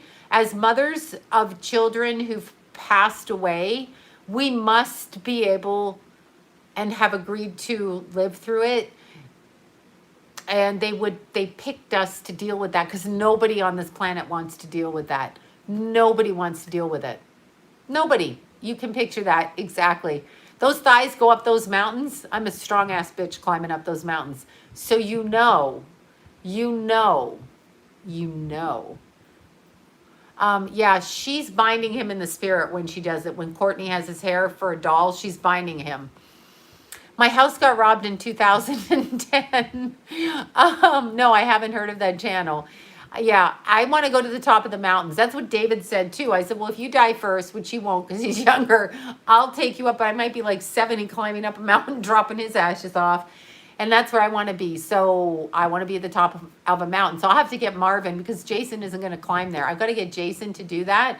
I have thunder thighs, okay? I have a tiny, tiny body and then I have thighs. But you can't get up those mountains without them. You just have to have those mountains climb.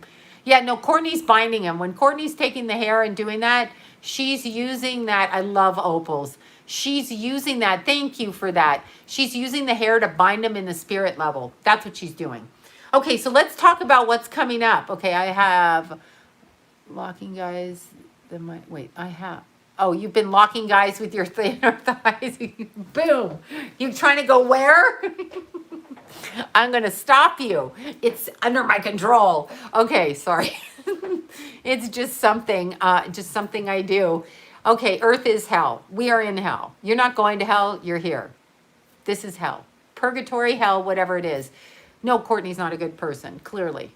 Thunder thighs and cellulite. We all have cellulite. I have cellulite. I love these women that say they don't have cellulite. You still have cellulite in the sun because I can see it. You may be skinny, but you still have it. But some look pretty good. I do know some 50-year-old women that look pretty good.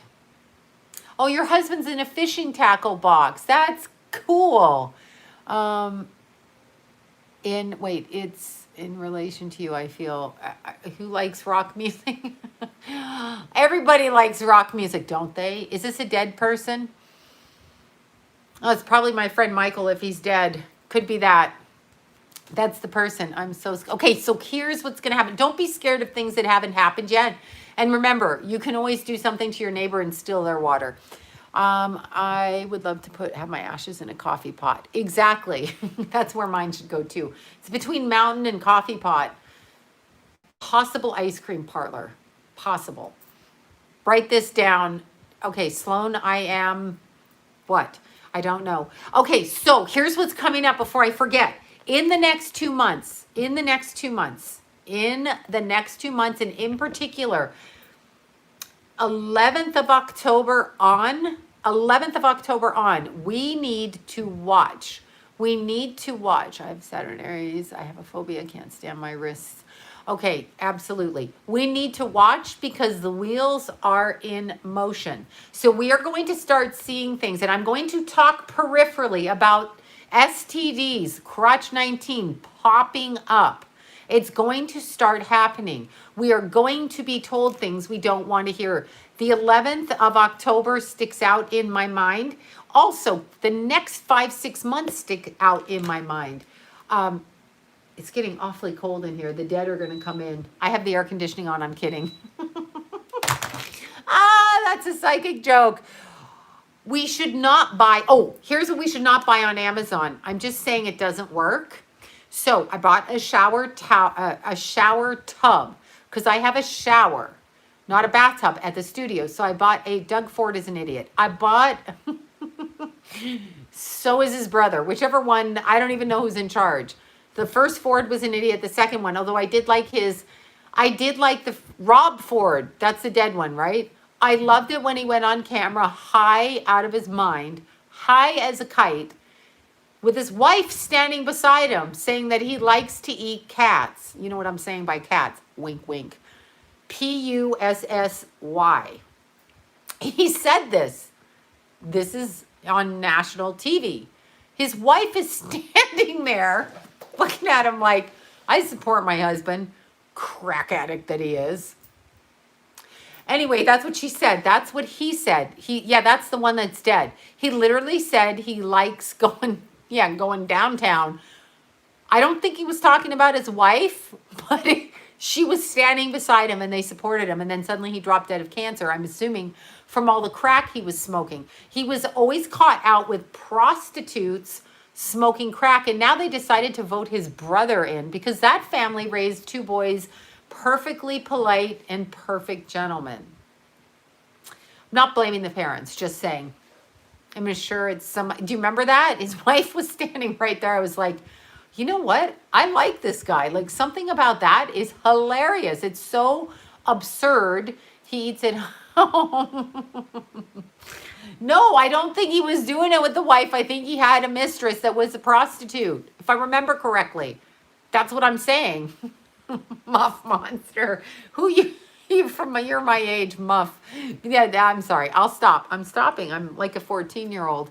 I haven't even gotten married or have kids yet. Sometimes at night I go to sleep and I'm like, okay, go back to when you're like 14, maybe 13. Go back then and change your life. So I try to dream and change everything. This is what I try to do. It was great when he said it. Yeah, well, I think she was a prostitute. I think what he was really doing was employing her. I can't even go there. I'm kind of like OCD and creeped out right now. But here is the thing. It's about sex with a teacher and a little boy. Oh, no, no, I did not. I did not see anything. Here's the thing. Sex with children is wrong. Here's another thing I believe to be wrong, although we've considered it adult, but it is a form of adult wrong. So when you are James Woods, who I like a lot, admit it, he's also an Aries, he's also older, I also find him attractive. This is just me, because if a man hits 60 or 70, I'm like, I got to date them. I got daddy issues. Put that aside. James Woods dates his friend's daughter who's 21. I don't think that that's right. If you are 60 or 70 and you are dating somebody who's 21 or 2, you are so selfish and deliberately ruining somebody because you are doing that. It's not cool. That's a form of abuse as well. It just is. And it's your friend's daughter. Like, do you think your friend really wants you? I mean, you're cool. You're James Woods. Like, you are cool. I think he's cool and I like what he says. However, and I think he's attractive, because I'm a weirdo, because he's he's like 68 or 69. And I'm like, I think a man's really handsome from like 47 to their 60s. I think it's great. But see, you can't. Oh, Sarah Paulson. Of course she did. Sarah Paulson crosses all kinds of boundaries. No, that's it. I couldn't be with someone my son's age. I'd slap them. I mean, they'd open their mouth and I'd be like, did you just say what Jason says? I have to slap you. Oh, God. Yeah. Well, but literally, John is 21 years older than me. Exactly. You put up with a lot of shit when you're younger. You put up with a lot of shit. You put up with a lot of shit because they like to tell you they want to get them when they're young so they can kind of train them right. Fuck you with that. I don't want to be trained by you or anybody else. No, but Sarah Paulson, she's very strange. Now, what I think is really interesting, she dates that woman or is married to that woman that was on Charlie Sheen's show, that the older actress that played Charlie Sheen's mom. Do you know who I'm talking about? The older actress. So not only is Sarah Paulson a lesbian, she married a 20-year-old older lesbian woman. There you go. 3.5 Men. The mom, Holland Taylor, there. If that's the mom's name. Yes, her. So Sarah Paulson, the lesbian, married Holland Taylor, the older lesbian. Now that's some interesting boundaries. What's a lesbian? A woman who marries a woman. Yeah, they probably are. She's 73. So there you go. No, that's true. I mean, I can't go there, but I'm not one to talk because John is 74 and I'm 54. So I'm not one to talk. However, I don't have the lesbian twist on that unless John is transgendered and I didn't know it. Maybe he identifies as a woman, but he's never said that. So I don't think that's it. I love James Woods. No, you say to each his own, but I will. Oh, no, with the lesbian thing, Sarah Paulson is the one that made that clip. Yeah, it's weird. Anytime you do a movie like that or you encourage that, there's a problem. There's a problem. There's a problem with it. Anytime you do that, there's a problem. So when I won't say Dental Dam. I can't do it again. Old lady Dental Dam, I can't go there. Ugh. Okay, I'm over it. I'm sorry. I'm over it. Oh, I almost fell off the chair. Yeah, well, of course, older men dating that much younger are vampires. Oh, they'll say, I never thought about the age. Oh, I loved you. I don't believe that. Well, 68 is still young. I'm sorry he died. 68 is still young. It's not old. It's still young. Nurse Ratched. I started to watch that a bit, but I'm like, I don't know. I don't know what dental, I can't do the dental dam conversation. I don't know what Keithy's lifeline was. His astrology chart showed his definite pretty specifically within a degree, which I warned both my kids about, but I thought it would be Jason because Jason is an Aries rising and Mars is retrograde. What it was Keithy, okay? It was Keithy with all of his 5 planets in Capricorn in the 6th house transiting, and it was in opposition from Pluto to Mars, and that was in my chart. Capricorn, I had Saturn, Pluto, and Jupiter transiting through my 5th house of children within 1 minute, opposing Mars. That's what happened. Oh, he died at 54. Squamish, BC. I'm sorry your boyfriend died at 54. I never get that. I never get people that die. All the men I know live on and on for many years, except for my son. Yes, I would assume Keanu is whatever he thinks he is. Oh, here I go, back. I want to get coffee with you. God, if you have coffee, I'm pretty much a whore for coffee, so that's true. I will do anything for coffee, really. Okay, so from October 11th on in through till February. Now, I said this a few months ago. When we hit October, be prepared. They're going to start telling us all kinds of STDs are coming back. Oh, I'm sorry your husband died at 43. That's awfully young. I feel we're going to start being bombarded with all kinds of things. Now, just to clarify, so we're real clear, because I'm kind of crazy this way. When you get an STD, okay, an STD, you know what I'm saying? Crotch 19. When you get crotch 19, thank you. I like more seasoned men, very wise. Well, at this point in my life, I think I might like try some younger ones.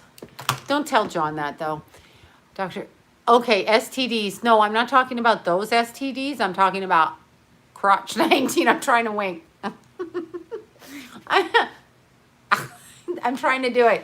Okay, so crotch 19, here's the stats. If you are 0 to 19 years old, you have a 99.997% chance of surviving. Awesome! If you are 20 to 49, you have a 99.98% chance of what? Still being alive tomorrow morning. If you are 50 to 69 years old, you have a 99.5% chance of waking up the next day and continuing to live with arthritis, kidney problems, liver problems, bladder problems, aspirin, high blood pressure, you can't eat peanut butter, you're still gonna live. That's right, sorry.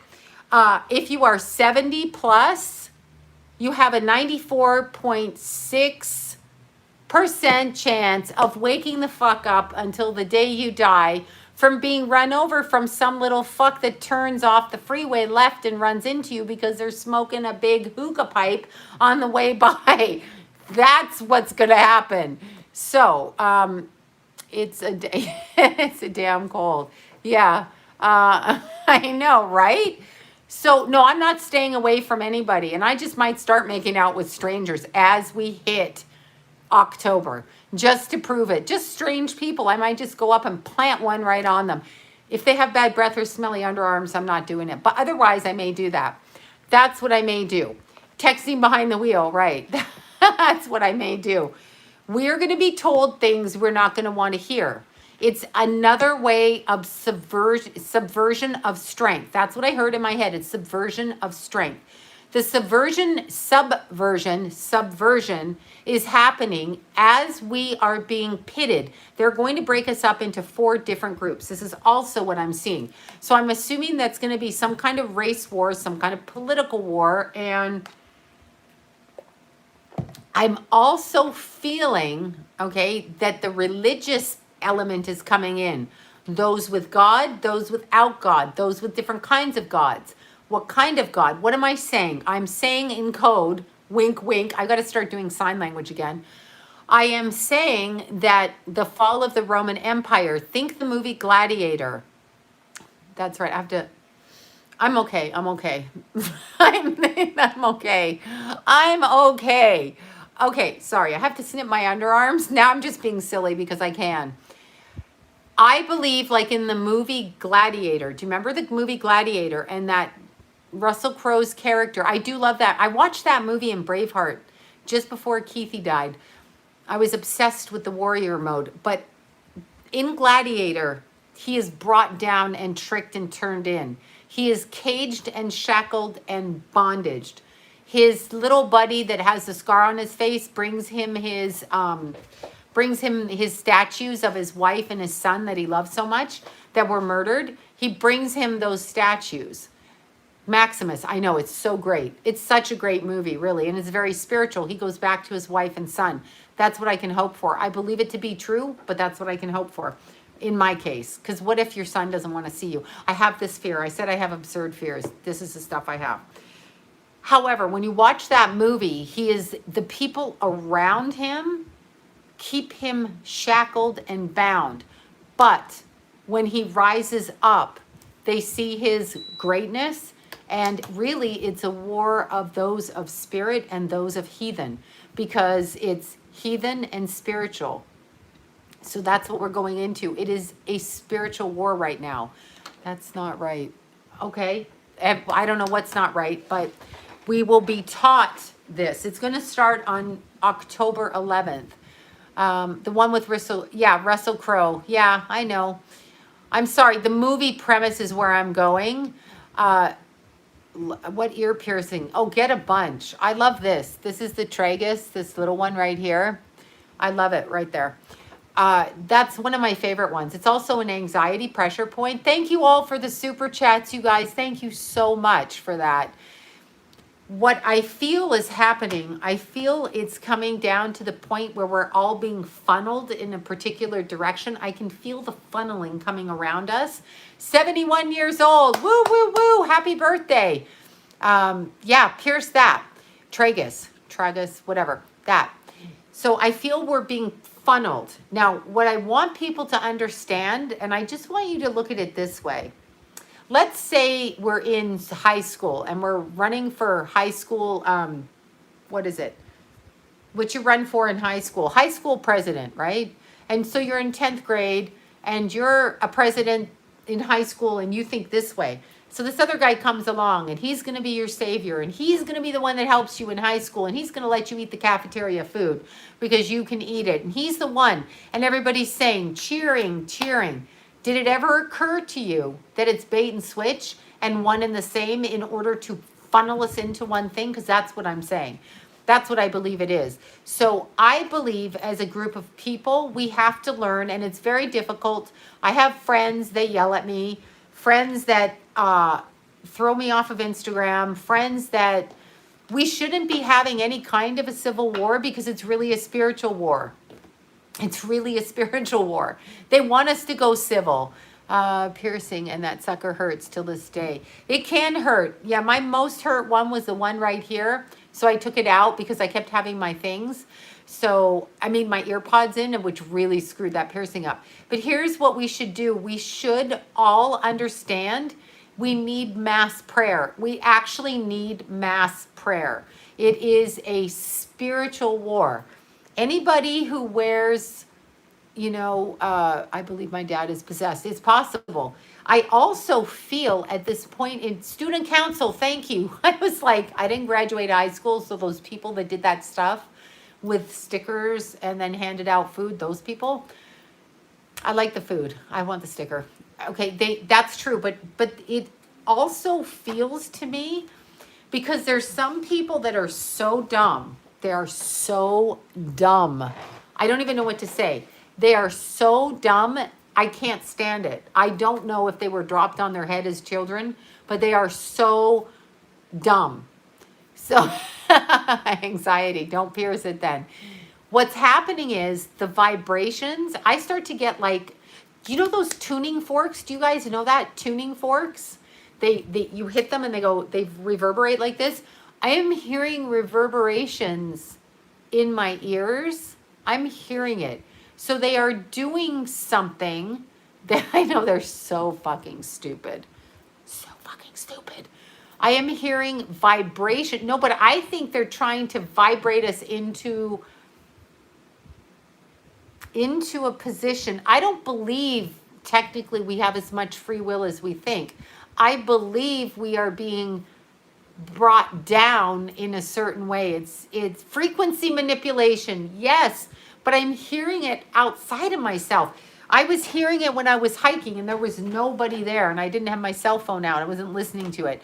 I am hearing it, okay? I am hearing all kinds of weird sounds and tuning. And just think of it this way. If you look at the studies from the 1940s about people in jail, prisoners, and the meat they ate and the red meat and the violent thinking, that tells you that they can subvert our purpose on a soul level, subvert us, distract us from our God purpose by eating meat, putting garbage in our food, giving us soda, causing all kinds of things.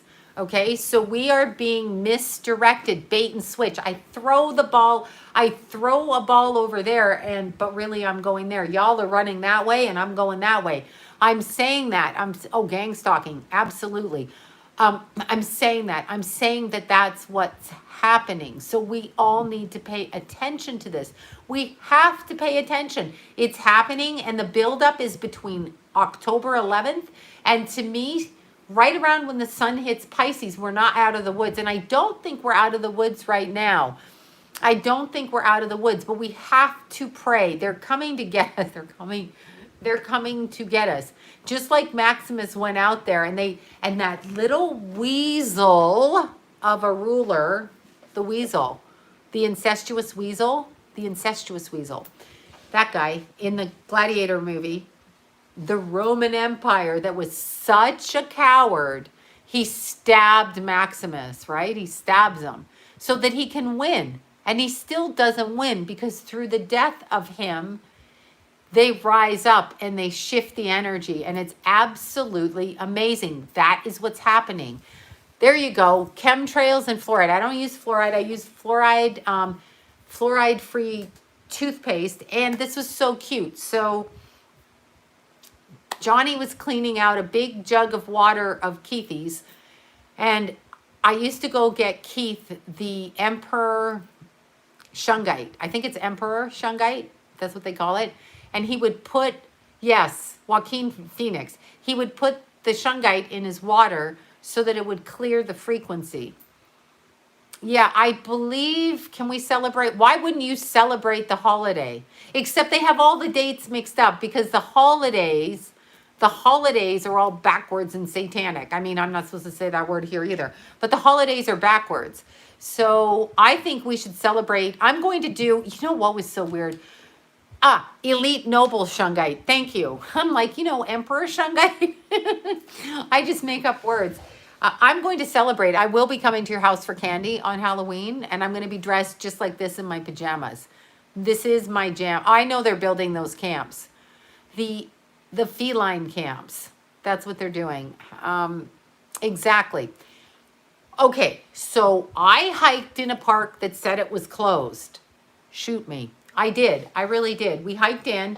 So I have some Facebook people, and they're like, isn't that closed due to the fire? I'm like in my head, yes, Molly Goodpants, it is closed due to the fire, but I could drop dead tomorrow, so I'm going to climb up there, you do-gooding bitch Karen, and I'm going to climb up to the top, and that's what I'm going to do.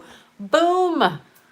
You see, listeners, she's also the ones that says, Molly Goody Two Shoes. She's also the one that says, oh, please don't discourage people from wearing, what?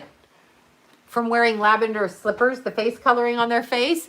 That's what she said. She said, please don't discourage them. And I'm like, and this is another pet peeve of mine. So you put shit on Facebook. You're like, you could kill people if you don't wear your slipper on your face, whatever. You could do this.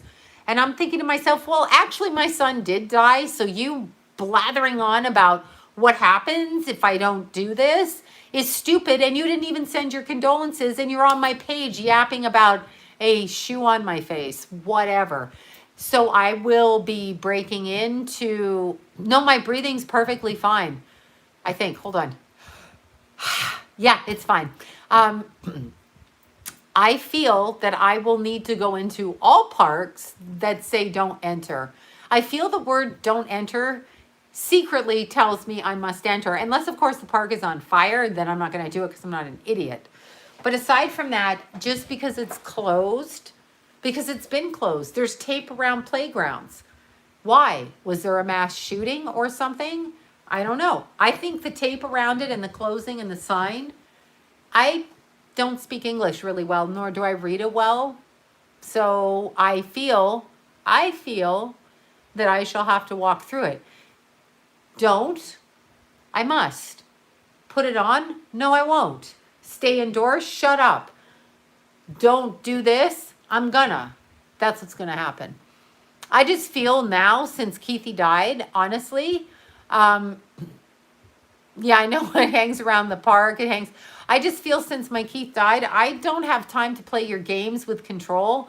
I don't even think I'm a rebel. I think I have a natural feel. I think I'm one of God's children like you are. We all are. I think the trees are God's. I don't think the park owns the trees. I just don't. I'm sorry. I'm sorry. I'm sorry. I'm going out to the parks. I'm going to climb each peak. They're not, what are they going to do? Can you catch me running up the trail? No, you live in the ranger station. You're probably eating Doritos and watching TV. That's what I'm saying. So, whatever.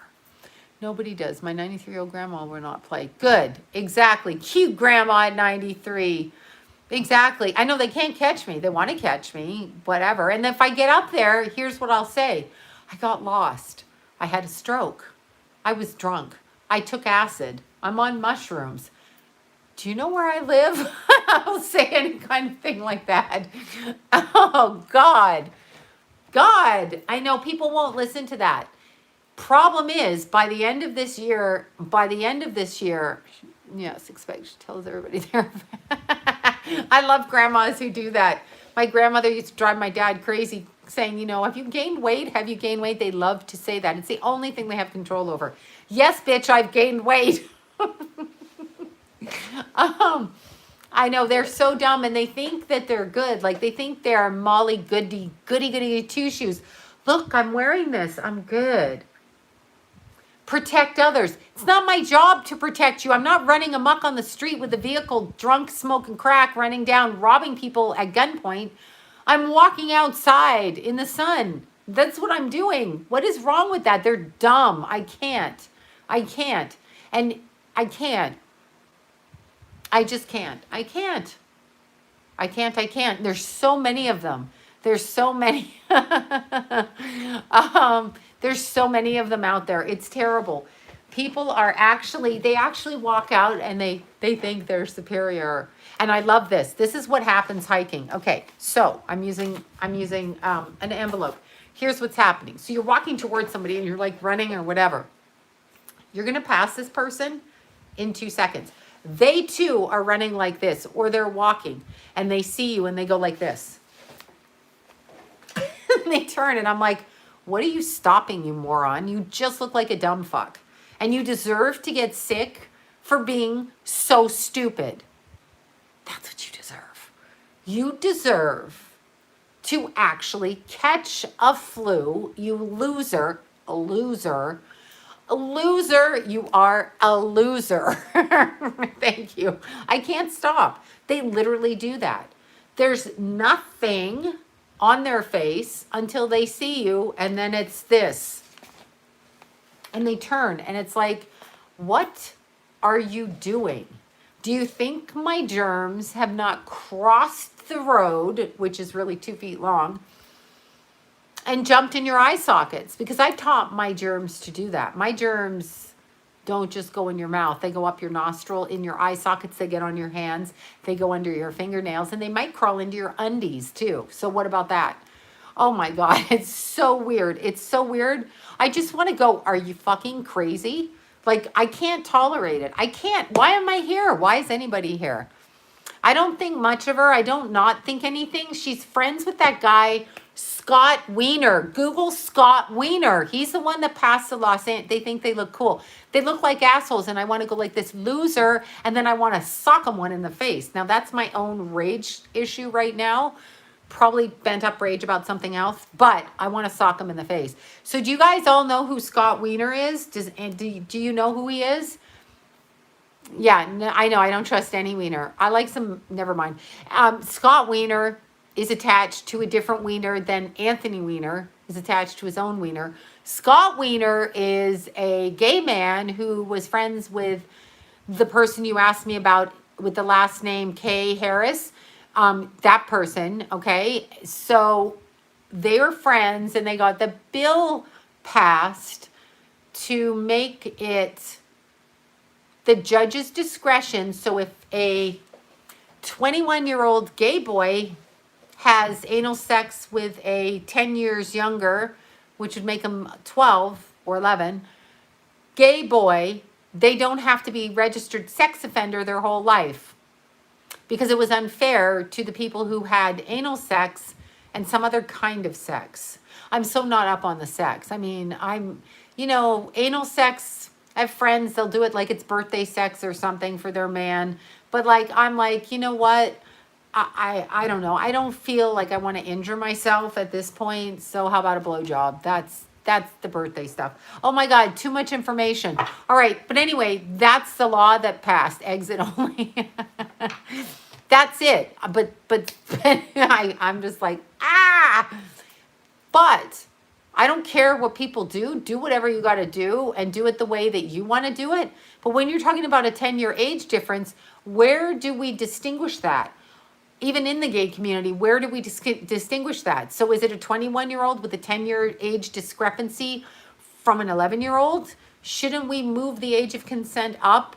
Like, shouldn't it be like if the child is under 16? If somebody is 17 and somebody is 14, that's one thing, but we're talking 10 years here. So what if he's a 20-year-old that likes a 10-year-old? That's what I got a problem with. And I got a problem if they're heterosexual or gay or however they identify, whatever that means. Yeah, I don't know what it is. I know who he's friends with. But I'm so proud to live in California right now. Yep, I don't know where to go on this planet, so I'm just going to go out of my mind. So when I visit with people, I'm not going to be there. That's all. Yeah, I'm going to leave my face shoe at home. It smells good, though. These lavender booties. Oh, my God. It smells like yummy lavender tea. I can't even believe California is such a beautiful state. It's a beautiful, statutory rape. Yeah, it's difficult. I don't know. I've got to see. Wait. Oh, God, we're in hell. Thanks, Estelle. Thanks for reminding. We have 2 full moons in October. I was just saying, October 11th, right in between them. I don't like full moons. I don't like winter. I don't like Christmas. I didn't like Christmas when anybody was here. I don't like any of it. I don't like being forced to celebrate. I don't like being around family that's usually drunk or high or incessantly obnoxious. I don't like being forced into gift giving or not. I don't like that. But this year, yes, we need the prisons emptied out right now because personally, we don't have enough beauticians in the world. Get my joke? I don't know what to say. But yeah, I've always hated the holidays. My boys were cute, but there were family members. I just don't want to ever spend it around if you're, I see you next Tuesday, I just don't want to have Christmas with you. And now I think I'm going to be forced to see people I don't want to have Christmas with because they think since Keithy left, they can inch their way back in and I don't like them. So I don't want to do it, but I love my cousins. Yes, October 31st. Is Estelle here? No, she's on my phone. I don't know if Estelle is there. Estelle's mom's there, Jana, but I don't know if Estelle is here. But Estelle is texting this nonsense. That's right. Okay, wait. There was another good text. I'm stealing it. This is from Jana. Okay, this is what she sent. Can you see this? A good Canadian boy right here. It says, it's Captain Kirk, Canadian. Beam me the hell out of here, Scotty. Idiots, plagues, poverty, riots, wildfires, locusts, and some bitch named Karen. Nee. They're such do-gooders. They're like, oh my God, I follow the rules. I'll be conscious and courteous to other people. People are not courteous to begin with. While you're blowing your cigarette smoke in my face, shitting on my sidewalk, robbing my house, stealing my tax money, being a bitch in the grocery store, butting in front of me in line, driving your little car and cutting my ass off, cussing out my family members, driving drunk, all of that is not being courteous to me. Not shaving correctly and crooked. Okay, I have a Karen neighbor and she is a Karen. Yeah, exactly. Why are these people out there? I know politically correctness is another word to conforming to mass societal brainwashing. Political, I know, virtual signals. I'm virtuous. Do you know how we know when we're virtuous? When we die. That's when we know. You may think you're virtuous. You may not be virtuous. You may not know. Oh my God, right? Right.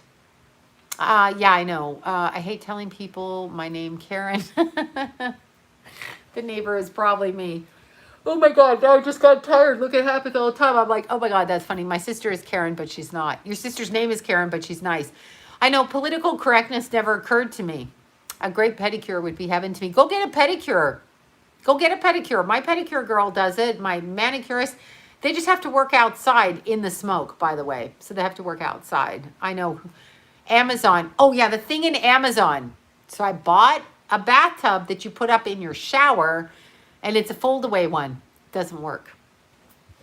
It's a Japanese soaking tub, which might as well be called a very tiny, small, doesn't work, whatever. Okay, I don't even know what that, oh, on the sign. Sorry, I'm like, does that say octopus? What does that mean? I don't think anything of it. I think they're trying to fuck with us now and add another sign. I'm not going to do that. I'm not going to add another sign. Not doing it. Foot spa. Yeah, it's more like a foot spot. I tried to put it up and it's just upside down. So I'm not keeping it. That's what I cannot do. It's a dog bath. I'll get in a dog bath. It's a cat bath. Exactly. Get your money. Well, I've got to send it back. I know. I was thinking that too. 1978. 78 or 79? 1978? I think so. That's when that movie came up. Let's look out that movie, that James Bond movie. Let's look that up. Let's look that up. I say 78. Let's see if I'm correct with my movie savant self. Let's see. Prince Harry is gone. No, he was born on the dark side. He was born on the dark side. That's what he was. That's what he was, born. He's in the royal family. Let's see. Okay, let's see what year. Oh, bloody hell. Let's see. Okay, I'm way off on that. Way off. 1983. Why did I think 78? What am I thinking? I'm thinking the one with the guy with the metal teeth, Jaws. You notice how that's in fashion now for kids to have metal teeth, whatever, the rapper teeth? You can thank James Bond and the character Jaws. Remember the guy Jaws, the big, born same year as Estelle. How exciting. I love Estelle. I love Estelle. I love her. Love her. Love her. No, not the movie Jaws. The guy Jaws. The big tall guy with the metal teeth. The grill. Yeah, the metal grill. Remember he chased James Bond all through the Swiss Alps or something? I'm thinking of that movie. Grills. Yes. Grills. Metal teeth look horrible. Well, metal teeth look like you were on meth and then you got your teeth done somewhere where they don't have dental care. You want diamonds on your teeth. That's good. You can put those little diamond shiny things on there. That's what you can do. Yeah, the scary guy, the big, tall, scary guy. Okay, so what? I'm going to close off because I actually literally am like, okay, now I'm tired. I got to go to bed. I'm ADD. Jason has gold teeth over here. Even though I spent braces and other things, he decided to put a gold tooth in. That's right. Because he's a white rapper from Canada. That would be Jason, my son. Exactly. All right. So what we need, I just want teeth. Oh God, that's funny. All right. So we need mass prayers. We actually need to pray. That's why they're, stop saying my Jason is hot. Just stop. Stop with that. La la la la la la la. I can't hear you. I can't hear you. Okay, Matt, like literally we all need to pray. We need to pray in a way where we don't pray. Let me word it this way. We need to say our prayers where we are of service for the higher good of humanity, whatever that means, whatever our jobs are. Not that the world is safe, not that this is happening, because I believe this is being broken down for a reason. But we need to pray to raise the energy so that we are in tune with our soul purpose. So we need to say, we will do our work, whatever that means. It could mean to you, you go talk to an elderly neighbor and encourage her to go out and take a walk and talk to her family because of whatever. Thank you so much, you guys.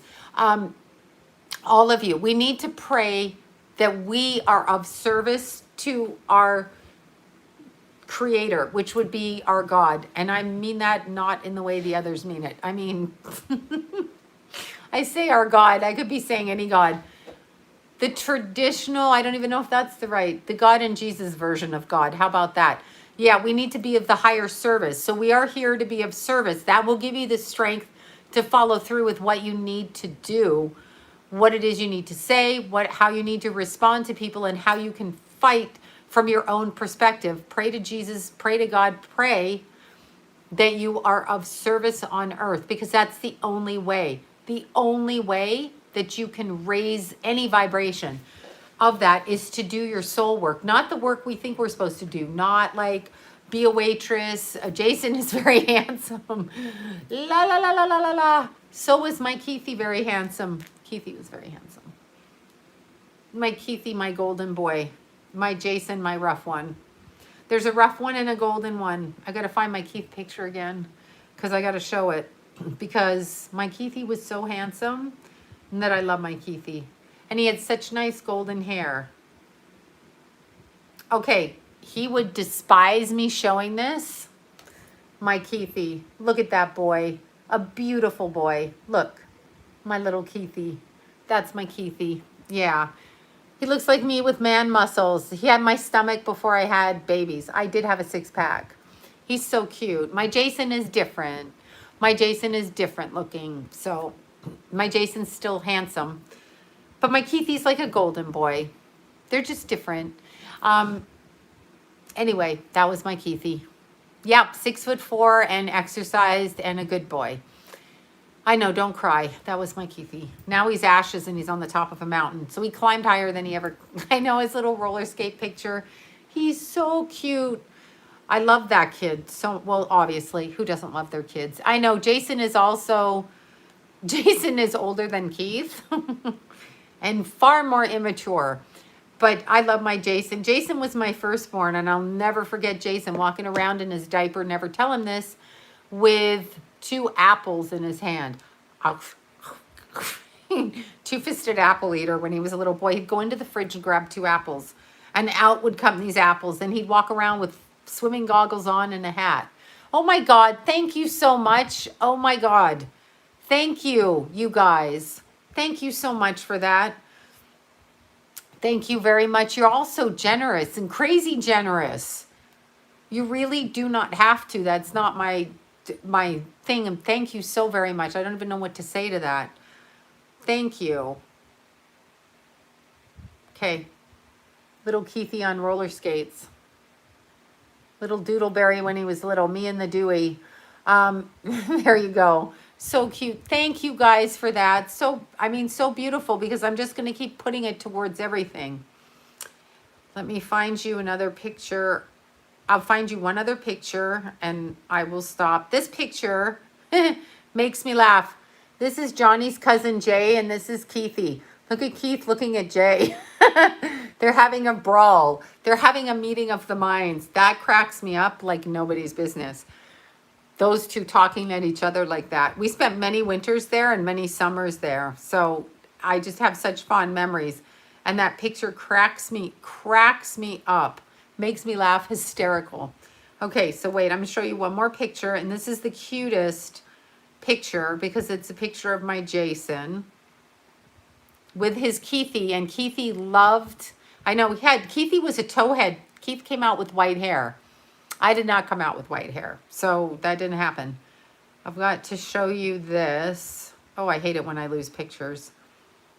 This one. Okay. Keithy loved his Jason. Look. There's Jason going off to school and Keithy hiding behind him. Look at that. Isn't that cute? Look. So cute. Look at Jason, how sensitive. Now he's tattooed, has ear gauges, and a gold tooth because he's a mobster. Anyway, I know. Oh, there you go. There's my Jason and my Keith. Look at them. I know. That was Jason. He was going to, I think that was kindergarten or first grade. One or the other. Now you reminded me it's National Sons Day, which is very hard for me because I should have both my little rascals with me. No, Jason's very sensitive. And oh my God, Keith loved his Jason. When I had Keithy, I had postpartum depression and his brother died. So I wasn't really able to parent that well. I was a little bit cuckoo, for lack of a better word. I was a little bit batshit crazy. Some of my fondest memories, though, are being that batshit crazy. But I was a little bit crazy. And Jason absolutely looked after his brother in ways that were so extraordinary. Yeah, Jimmy overdosed of a drug overdose. So it was cocaine. So don't do cocaine. But Jason looked after Keith like a little daddy, and it was so nice. Thank you, Mary, for that. It was so nice. October till the sun hits Pisces, we're really in for it as far as what they're going to try to do. They're going to try to corral us like this. So it's a mass corralling. I want you to think of cattle I know everybody's so amazingly, I don't even know. I'm so sorry. Your mom overdosed. Oh goodness. That's very hard. That's really hard. I'm sorry. I hate drugs. Drugs are very, very bad. Very bad. I laugh when I say that because it's obvious, but so many people die from drugs.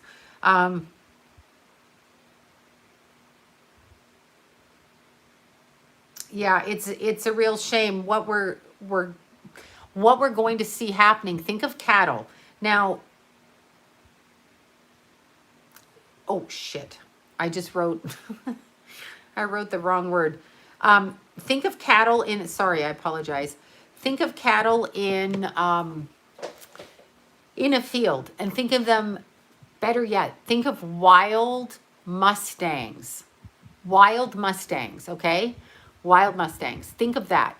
Think of them running free, free, free, and they're happy. They're pink colored, and their manes are flying, and they're jumping, and they're running, and they're free, and they're like this out in the fields, right? And so some man comes, and then the man comes and says, you know, I think I want to ride that one. And suddenly they're all being corralled, and there's a cliff, and they're being run off these cliffs, and they're just running from the people behind them because they don't want to be captured. They're free.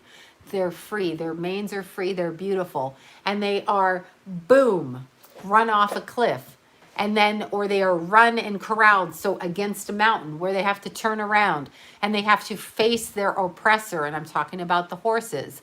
And they have to face the oppression. And then their ears are tagged and clipped. Who are we to run zoos with animals that we put into cages and profit off of? Guess who the animals are, y'all? Guess who the animals are? We're the animals. Head smack. Yes, the buffalo jump. I was there. Exactly. Guess who the animals are? We are. Wait for your ears to be tagged. And by tagged, I mean there was this interesting little article. I know I don't like the horses being hurt either. There was this interesting article about needle pricks and what happens with them, a vajayjay, vaccine, a vajayjay. So the vajayjay vax, that has a little piece of rice in it, something the size of a rice. And so that it can, like, make sure you get your medicine and take your vitamins like they do in the mental hospital. You know why they're all crazy in the mental hospital, right? Because they give them drugs, and the drugs in the mental hospital make them fucking crazy, and they can't ever get better because they're like this, zombies, right? So Zimbabwe, oh my God, Zimbabwe, yeah, I know. It's what happens is they put a detection device so that they have a detection device so that you can prove you had that with the detection device. Yeah, I don't think I like that. I don't want that. So what if they tell me, Sloan, you can't go to that mountain if you don't get this? I guess I'm going to be shot. That's what's going to happen. Exactly. It's so bad. I know what they're, yes, I can't say the word here because, they block it. So we need to raise the vibration. This is what we need to do. Okay, and on that note, oh, yes, of course, it's happening October 11th. That's right. Well, it's okay. It'll be about 4 years. I figure Deanna keeps picking up the year 1934 as kind of being the real fall of the Roman Empire. Like, it's all chaos. And I feel like it's 4 years away from now. So 2025, and the world does not exist as we know it. Money is no longer a currency. Houses are no longer earned. Cattle are walking in the streets. Cattle are walking everywhere. Cattle. That's what I think. So that's what I think. Okay, you guys. Exactly. All right. 2020. I think 2025. Yeah. No, till February, Bella. February. Exactly. So just say no. And if you are homeschooling, you homeschool. I've got to go. I think I've got to eat something. I'm like, oof, I got to eat. Maybe I'm pregnant. I'm joking. It's impossible. I have to go to sleep. I have that nauseous feeling like I'm still on the mountain. It feels like seasickness in a boat. M&Ms. Oh God, delicious. Will be 2025. That's where I'm going with it. Okay, it's bedtime for me. Thank you guys for entertaining me. And thank you. Your generous super chats are beyond generous. I appreciate it so much. And I promise you it's going to good work. It's not going to M&Ms. It's going to good work for everything that we're doing for Keithy and everything that we can do to correct circumstances. His bench, the other cross, cement, all of these things, just everything that have been paid. So I so appreciate everything, you guys. Thank you so much. I'll see you again. I got to put the creepy little bathtub back in my shower back into the box because it doesn't work. Don't buy the little soaking showers, bathtubs. They don't work. Bye, you guys. Bye.